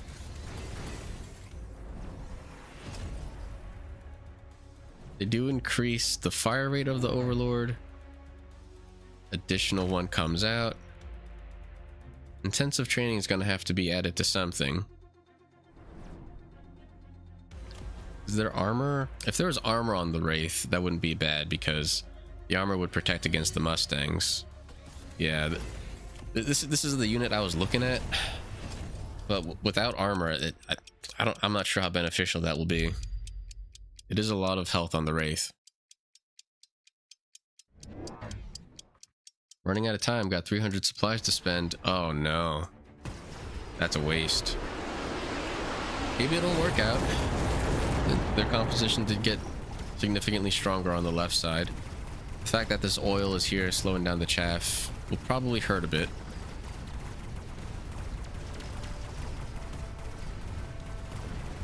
I think one of the big issues for blue is that they're not really contesting the right side anymore. I mean, if they're steamrolling, right? And that's good for them. This tower goes down. There's a missile over here that takes out overlords. These Mustangs are going to take out the Wraith. I think that's going to be GG. No? It is not. Frickin' marksmen are too strong. Oh my god. Chad marksman. We get another round. And Red's going to have a ton of credits to work with.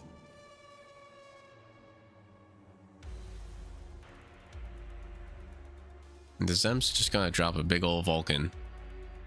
They're both going to drop Vulcans. I'm curious where they come down. Red is going to drop their Vulcan right here. So Vulcans, they fire like the big old flamethrower thing. That'll light this oil on fire. Blue's going to drop their Vulcan in the back here. Which could be... I was going to say it could be dangerous for Red, but they already shielded up their marksmen. Or their, what are these called again? Mustangs. Maybe they started with an M.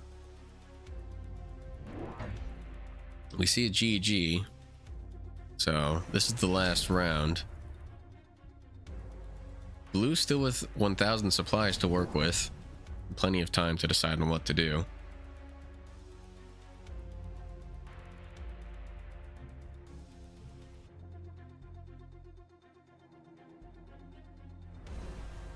There's so much chaff on Red's side, it's kind of ridiculous. Blue goes for Mustangs. The reason for that is to deal with the shielded fangs, I would imagine. Try to clear out some of that chaff. We'll see if it works. Vulcans drop in, fire gets lit on this side. And these Mustangs do have range, so they're not going to walk directly into the fire just yet. All this shiny bit is like an additional defense buff, the photon emission. And now the defense buff is gone. Mustangs are doing a ton of damage to these isolated air units. There's no more chaff to worry about. Red already won the right side. So, yeah, that's it. The fire was very beneficial for Red.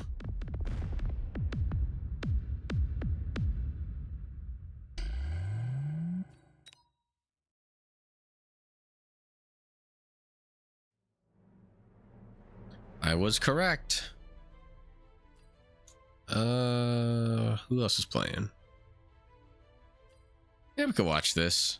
I'm getting a little tired of watching HD Sub Sour here because they're really just like committing to the Stormcaller play, and the Stormcaller play is really slow.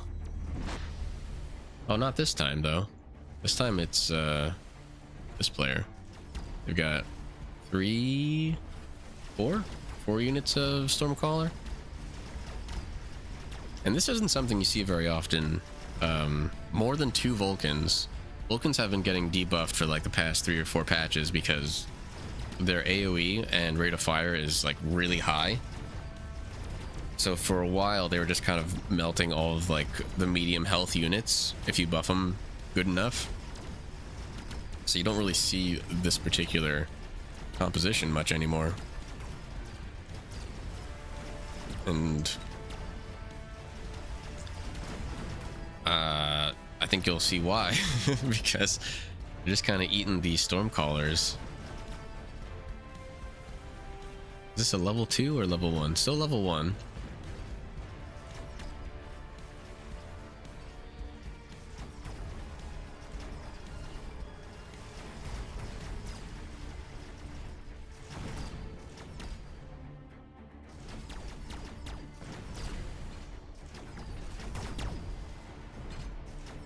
Does Blue still take this because of the Stormcallers? I think so.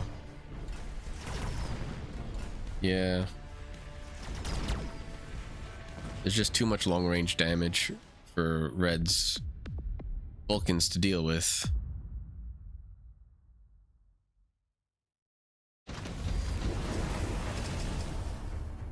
Alright, and we're just straight into the next round. The reason that happened was because I started spectating a little late. And more giant units come out. I wasn't expecting melting points. Melting points, they have the increased range, which will help take out the Vulcans. Well, it might also reach this Wraith. all the chaff clear from red is really beneficial. This is like a good synergy because Vulcan takes out the like the chaff, the small units, the small weak units very quickly. So that's like one side of the spectrum, and then the melting points take out the individual really high health units very quickly. So there's just like an inherent synergy there. Unfortunately, blue is just outranging that completely. Blue has these storm callers that are just dealing a ton of damage, and they're not able to reach the blue back line.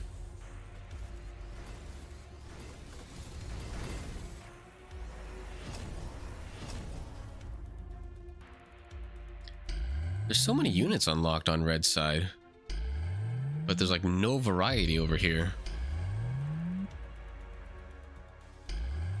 Like there's no more there's no scorpions, there's no arc lights. Got some crawlers. I think these sledgehammers came in from like reinforcements. All the tarantulas are gone.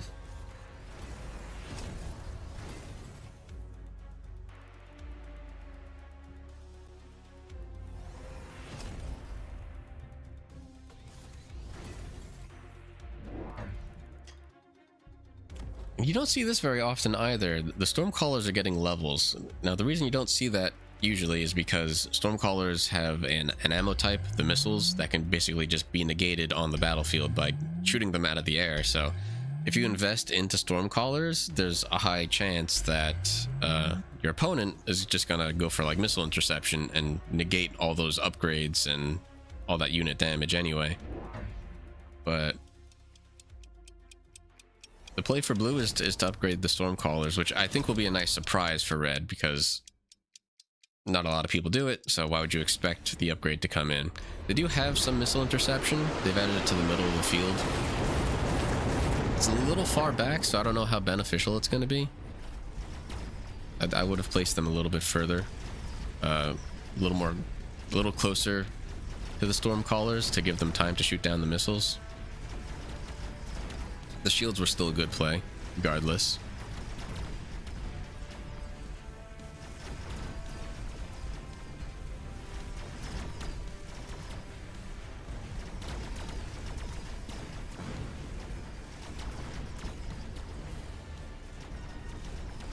And with the high damage from the Stormcallers, starting to eat away the giant units on red.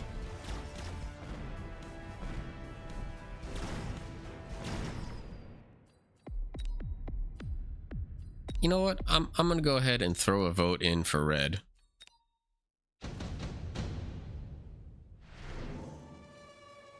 Just want to see what happens. I think if they play it defensively enough and they counter the Stormcaller missiles, I think they could win. The storm's gonna hurt the shields, that's for sure. I'd imagine red is just trying to figure out what the heck they want to do at this point.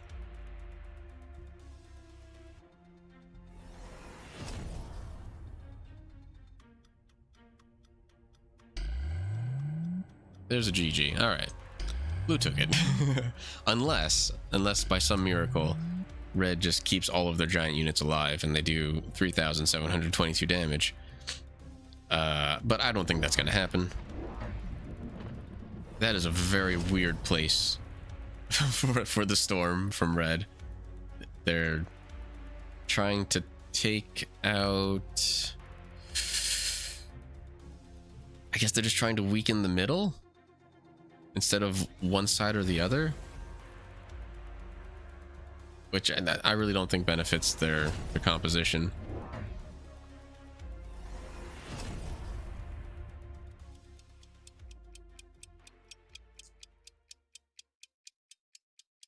I don't think we're in for a surprise, but I will be surprised if it happens.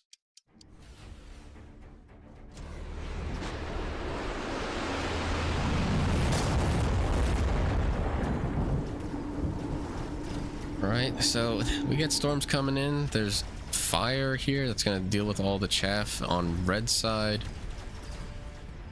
These shields are gone. Melting Point's probably gonna try and hit this Vulcan at some point.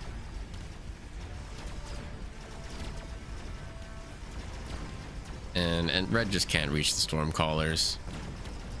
Missile interception, there's very little commitment. And well, and like not placed very well either. Yeah. Not surprising.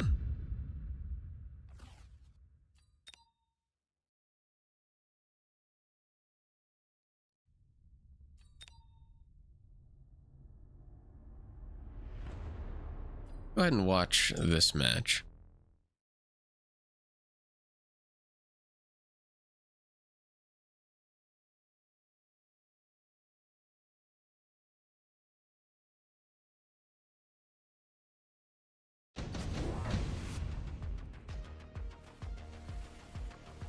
Alright.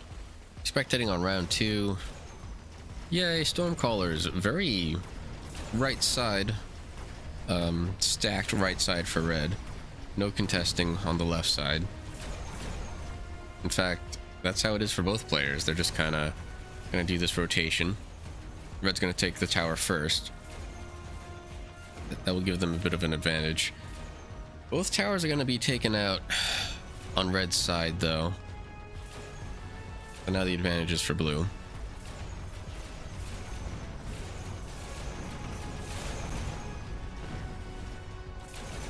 Composition-wise, I like blue's wasp play.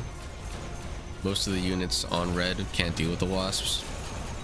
Fangs will be able to take out most of them, but the stronger units will end up falling to the wasps.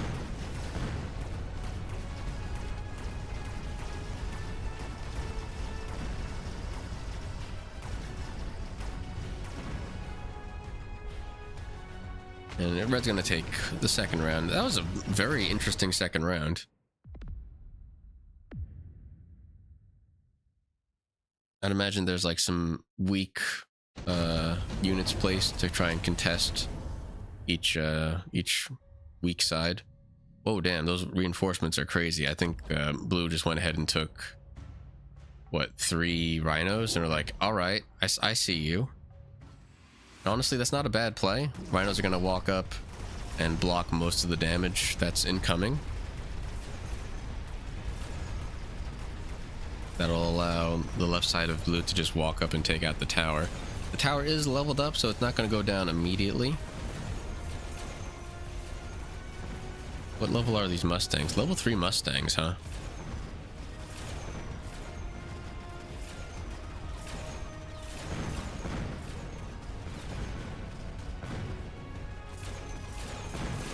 Now, the Rhino commitment there isn't very, what's it called? It isn't a big commitment.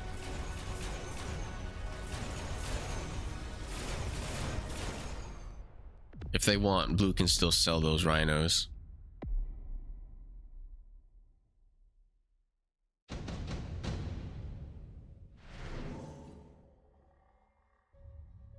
Oh, that's a weird choice because these two pieces of equipment are actually really beneficial to the rhino. Allowing them to heal or just have more health are really nice. They take the amplifying core and they throw it on the Typhoon, which is a fair play. The Typhoon really benefits from higher damage. If that Typhoon can get a level or 2, that'd be great. Your votes benefit the player? No, they're purely for just like gambling and fun. There is like a leaderboard for your insight is what it's called. Like I have 66,000 insight, like whoop-de-doo.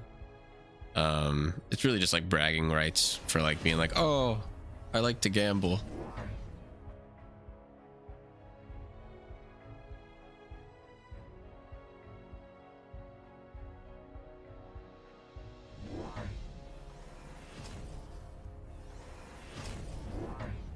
These are some nasty wasps, though. They don't have the range enhancement yet, but with the sniper scope, it's gonna be pretty mean, especially with the Rhino front line.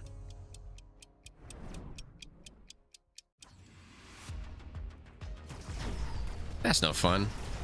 Should be challenging. One vote gives the other player additional unit, etc. Yeah, I mean, then like, you know, it becomes a streamer game where streamers just dominate the field, get all the votes.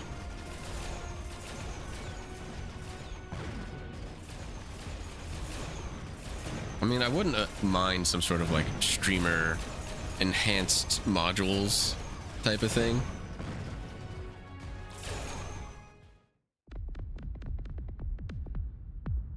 Do you need to own the game to vote? Yes, you know what? That's true. That's true. But typically people who watch the game also own the game.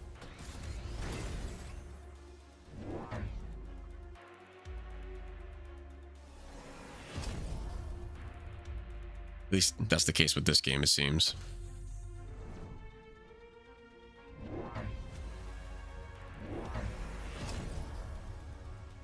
But a good marketing strategy, if they did that.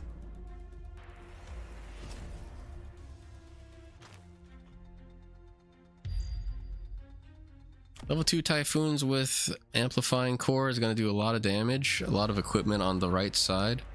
They're still going for like a steamroll technique.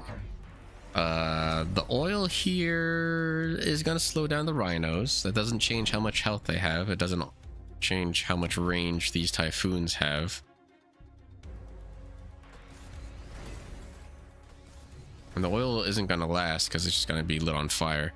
Both sides of the board having missiles placed down to try and deal with all the chaff.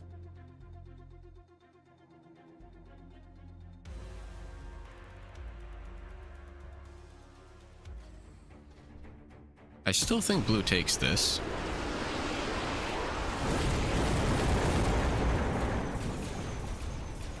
This rhino is a beast. Almost 100,000 health. It's blocking 120 damage, so these Mustangs are non-issue. It's actually negating any damage that's coming in from them, because each individual tank from the Mustang squad is only doing 37 damage, and the rhino is blocking 120 damage. So each tick of damage is just like basically 0.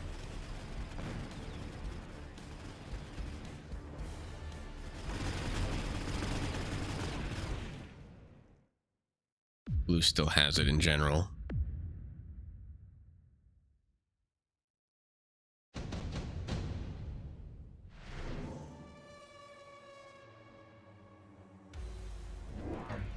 With intensive training, it wouldn't surprise me if blue intensive trains this rhino. It only has halfway to the level, but I think having that rhino hit level 3 would be like really tragic for red.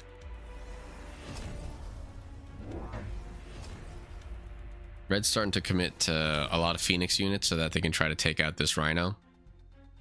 Each Phoenix unit's going to deal 8,000 damage. They don't really care about the armor on the rhino anymore. And more Typhoons come out. I'm not sure if I agree with that.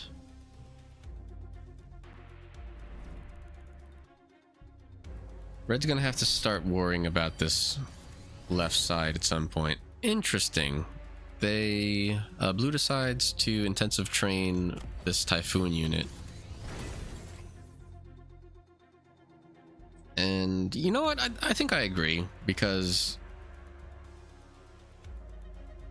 the higher level Typhoons are going to be able to take out the air units that are coming out from red now. Those are really good missiles. Red may end up taking this round. We'll see. Because the rhinos are dealt with. Oh no, the rhinos are not dealt with. Damn, this dude's still trucking. Good for him. Couldn't see them. All the wasps were covering the rhino. Is that game? Oh, so close.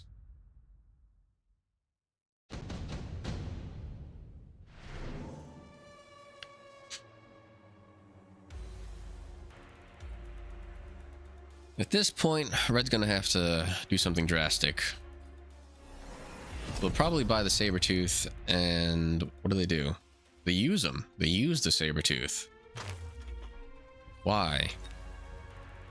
That's so interesting.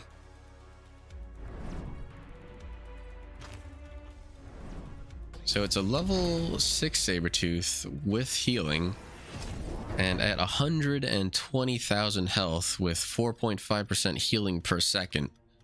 That is what?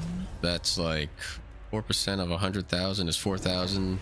So it's pretty much like 5,000 or 6,000 healing per second. So if that amount of damage isn't coming out from Blue's side, that Sabertooth is just going to stay alive forever. The concern is, will the Sabertooth be able to deal enough damage to actually like take out Blue's units? I don't know.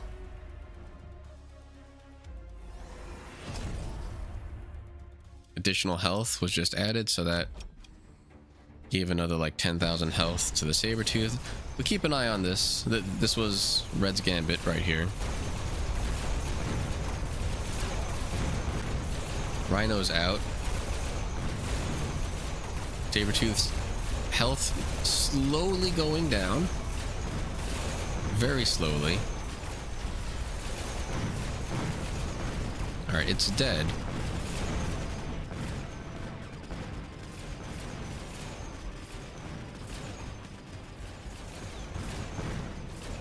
Still pretty close.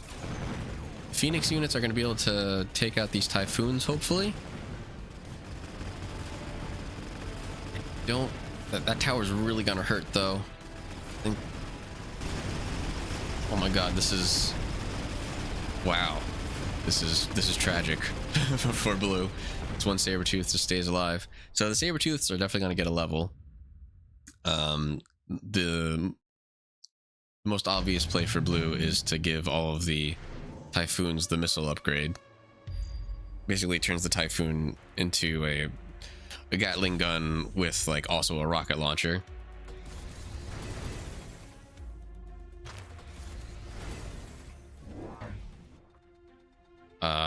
And a melting point comes out. I think that's fair. 2 melting points come out.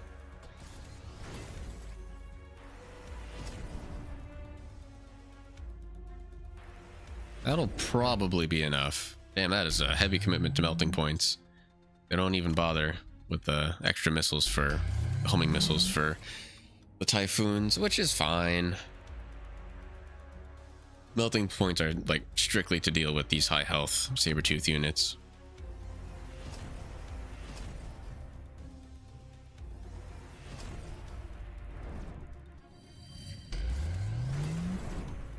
What level is this Typhoon now? Level 5? They're doing 932 damage per tick.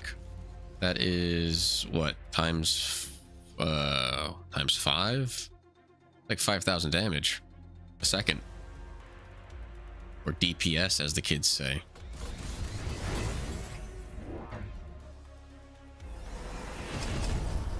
I'm hip. Anyway, it looks like Blue's gonna win. I don't really see this going any other way.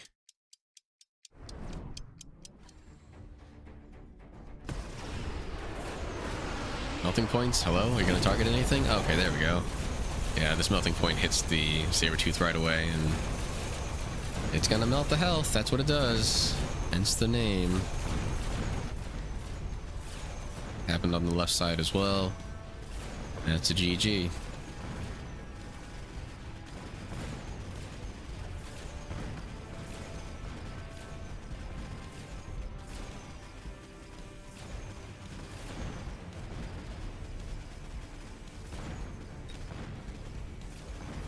I wanted to click on the tower, see if it was leveled up.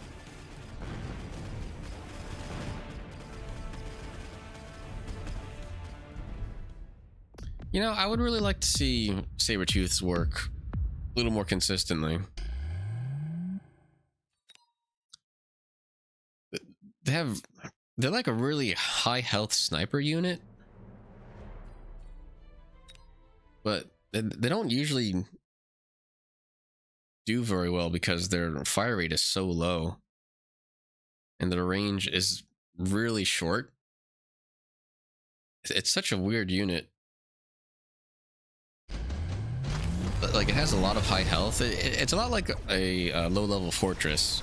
The fortress has like a ton of health, but and like pretty high damage, but the fire rate is so low and the range is so low that it's one of those weird high health units that also requires a lot of protection, because the moment it gets targeted, it, like, if there's a lot of units targeting it, it just kind of like gets eaten alive.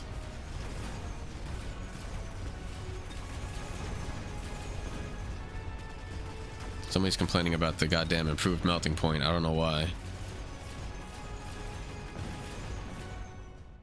Improved melting point. It increases melting point's attack by 50%, HP by 20%, and its range by 20.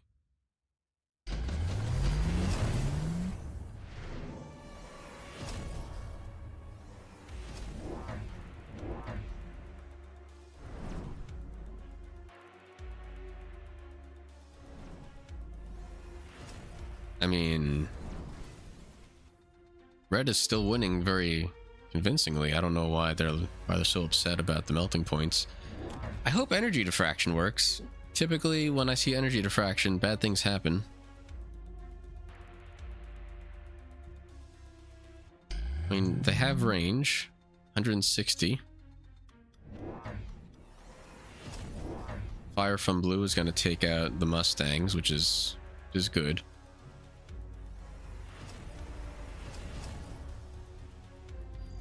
The flank here is interesting. It's a lot of units to be flanking with. Let's see what happens.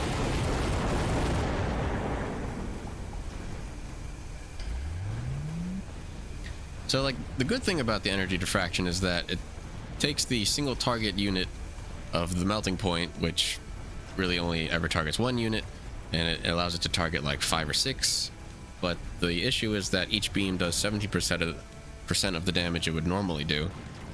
So the high health units like this Overlord are now a danger to these melting points.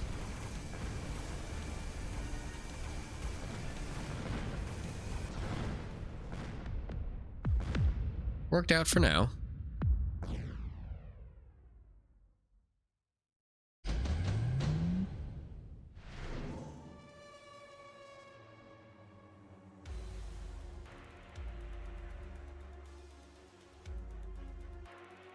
I think red is gonna need more units just to try to overwhelm the melting points. And rightfully so. Blue goes ahead and takes a bunch of chaff clear units, all these fire badgers. They're good at clearing out the numerous low health units. So blue's making some good plays. I'll go ahead and throw a vote on blue.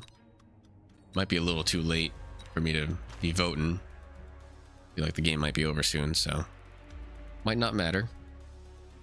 I do appreciate the flanking attempts on the left side, trying to distract and kind of like break up all the damage that's being distributed by a lot of these units on the left side.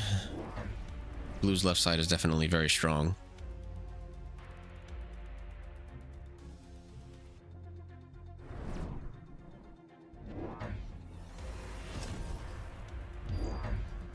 Red does have the Farseers with the EMP, which kind of like negates all of the crazy tech that these melting points have. Might come into play, we'll see. Good shields.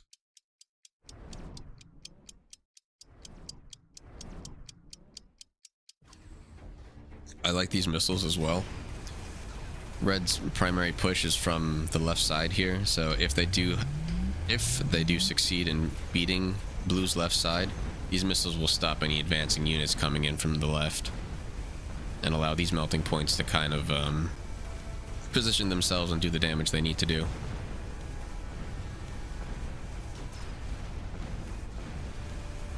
Tower goes down. And unfortunately, these missiles were taken out. I don't know what chaff units were coming in from red.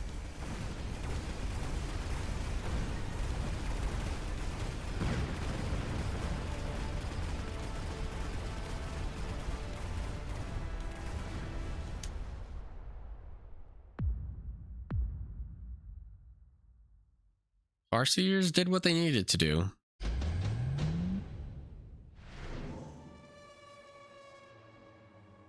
Advanced missile device isn't bad.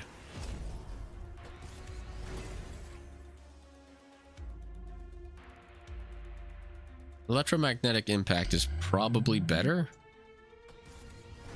Unfortunately, the overlords have the photon emission, which is going to negate whatever electromagnetic impact comes in.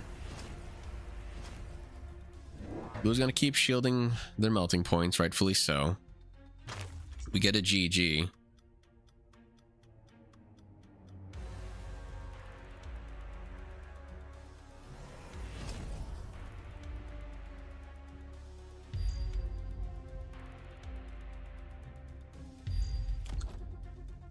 Blue still kind of, what's it called? They are leveling up this tower, expecting to lose it.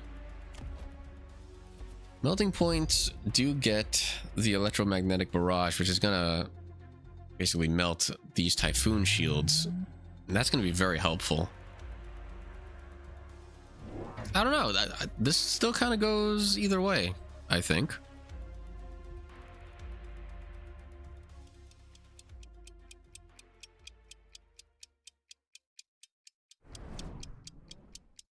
We'll see.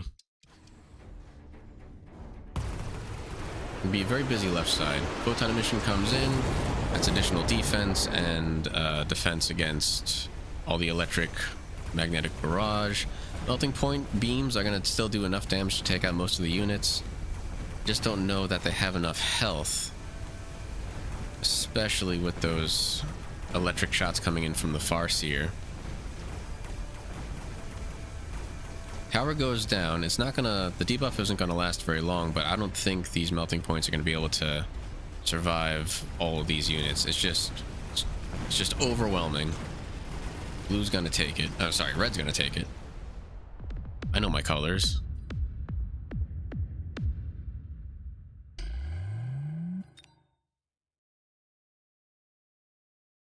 Energy diffraction just rarely works. What the heck is this round 12 silliness? I want to know. Will you show me?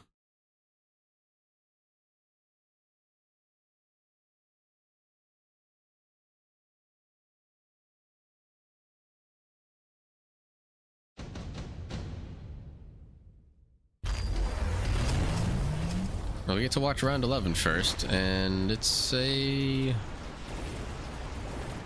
assault war factory. That thing's gonna die pretty quick. It doesn't have much protection.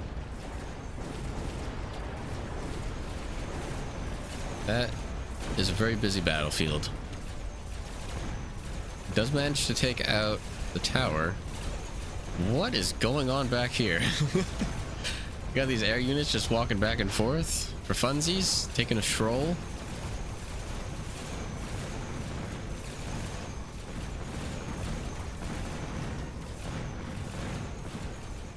What is the range on these melting points? 190. Crazy.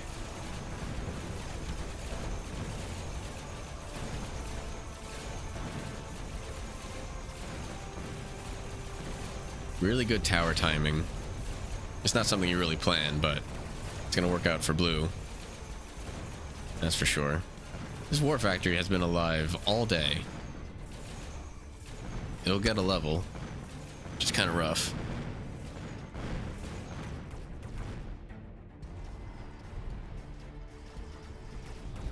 Any day now. There we go. Okay. Well, that's a lot of damage. That's like nearly 2,000. No, that is 2,000 actually. All right, underground chaff threat. Whole bunch of spells coming out from red. War Factory gets the level. Another War Factory comes out.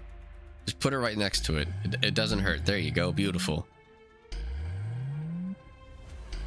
Red's going shields. Not sure if that does much.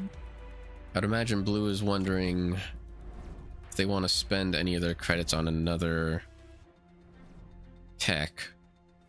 I think they already took the additional 200 credits, so they don't have a whole lot to work with.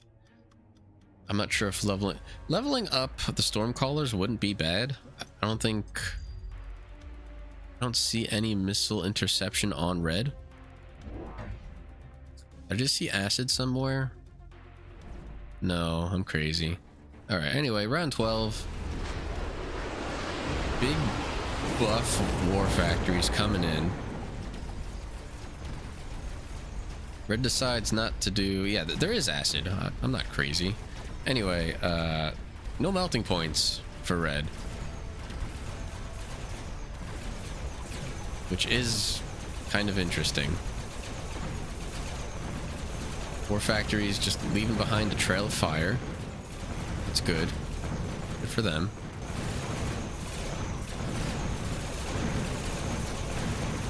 Alright, War Factories are finally done, but they did their job. Blue's Chaff is still alive. They still got the backline. Stormcallers and the melting points will be able to take out this Overlord. That's going to be a GG.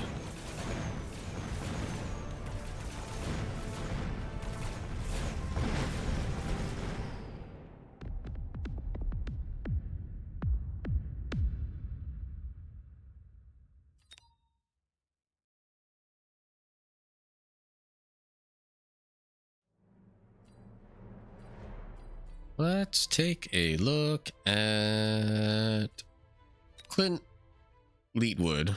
And I'm just going to hit the restroom really quick. I'll be right back.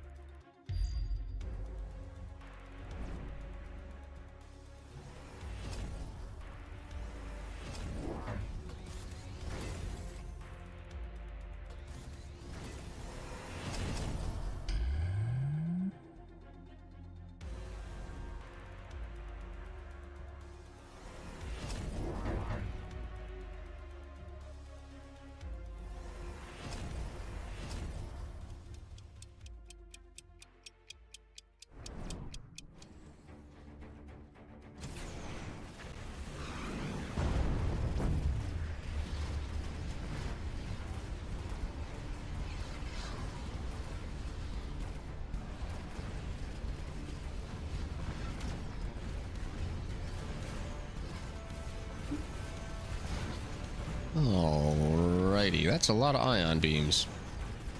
Looks like blue's got the advantage, at least the attacking advantage. Red with a defensive worm? Or something? I don't know. It's weird. Both towers are taken out on red's side.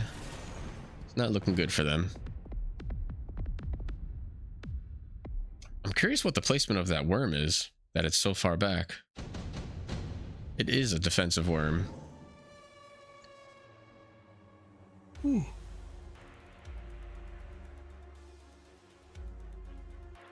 Red's gonna take the smoke bomb. And blue is gonna go for the redeployment. I'm curious what unit is getting moved around. These are some extremely frontline Sabertooth tanks. But I guess it's fine because red really doesn't have a whole lot of high damage units aside from this worm. And there's the melting point. So, see, this is a really good configuration for high health units. High health units attract high damage opposing units, right?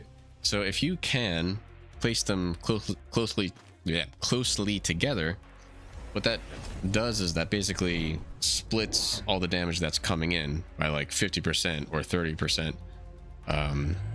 because the way targeting works in the game is units only target the closest unit. So basically this sledgehammer is going to take, sorry, not sledgehammer, Sabertooth is going to take all the aggro from the right side. This sledgehammer will take aggro from the left side. This sledgehammer will only take aggro from directly in front of it. And there's a good distribution of damage amongst the three of them. So even though this melting point is going to take this one down, this sledgehammer is going to be able to deal some damage to that melting point and actually stay alive, as opposed to them just being like spread out and easily targetable.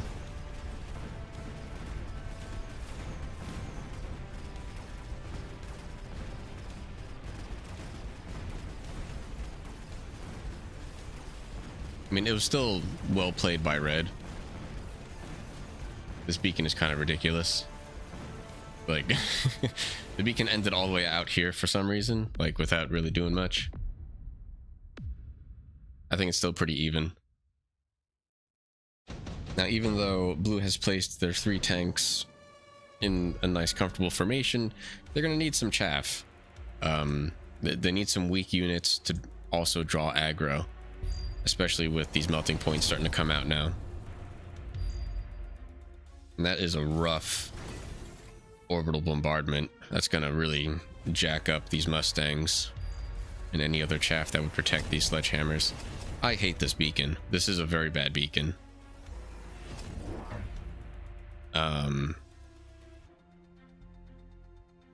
Yeah, that beacon sucks. Like, it should go like here and then go straight across. If you put them out here, you're just in no man's land. You don't get any support from the backline units. If red is winning the battle over here, they just attract attention without like doing any damage to this tower. They don't support any surviving blue units on this side. And with double melting point and healing, I would imagine that red takes the round. And I guess the game, because it's already over. Good shields though.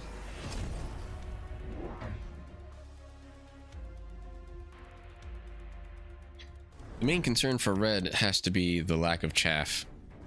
This melting point is dead because of the javelin. And we'll see what happens the rest of the way. Damn, that tower got blowed up so quick. Never seen it happen so fast. I guess blue wins. Don't listen to everything I just said 20 seconds ago. I didn't say anything. Did you hear me talking? You're crazy. That's weird. I was talking about how good blue's strategy is and how amazing this beacon is. Bro, look at how good that beacon worked out. All these Mustangs are attacking the red side, especially supporting the blue units. Damn, that was brilliant.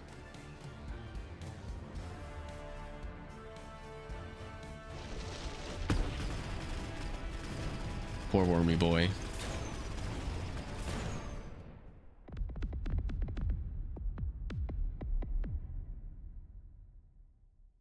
Anyway, back to the other match.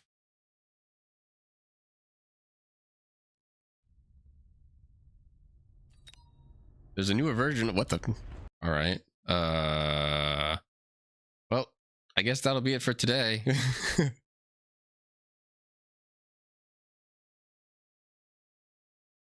I'll see everybody later. Have a good one. Bye. Wasn't expecting that. I'm tired anyway. All right. I'll see everyone later. Have a good one.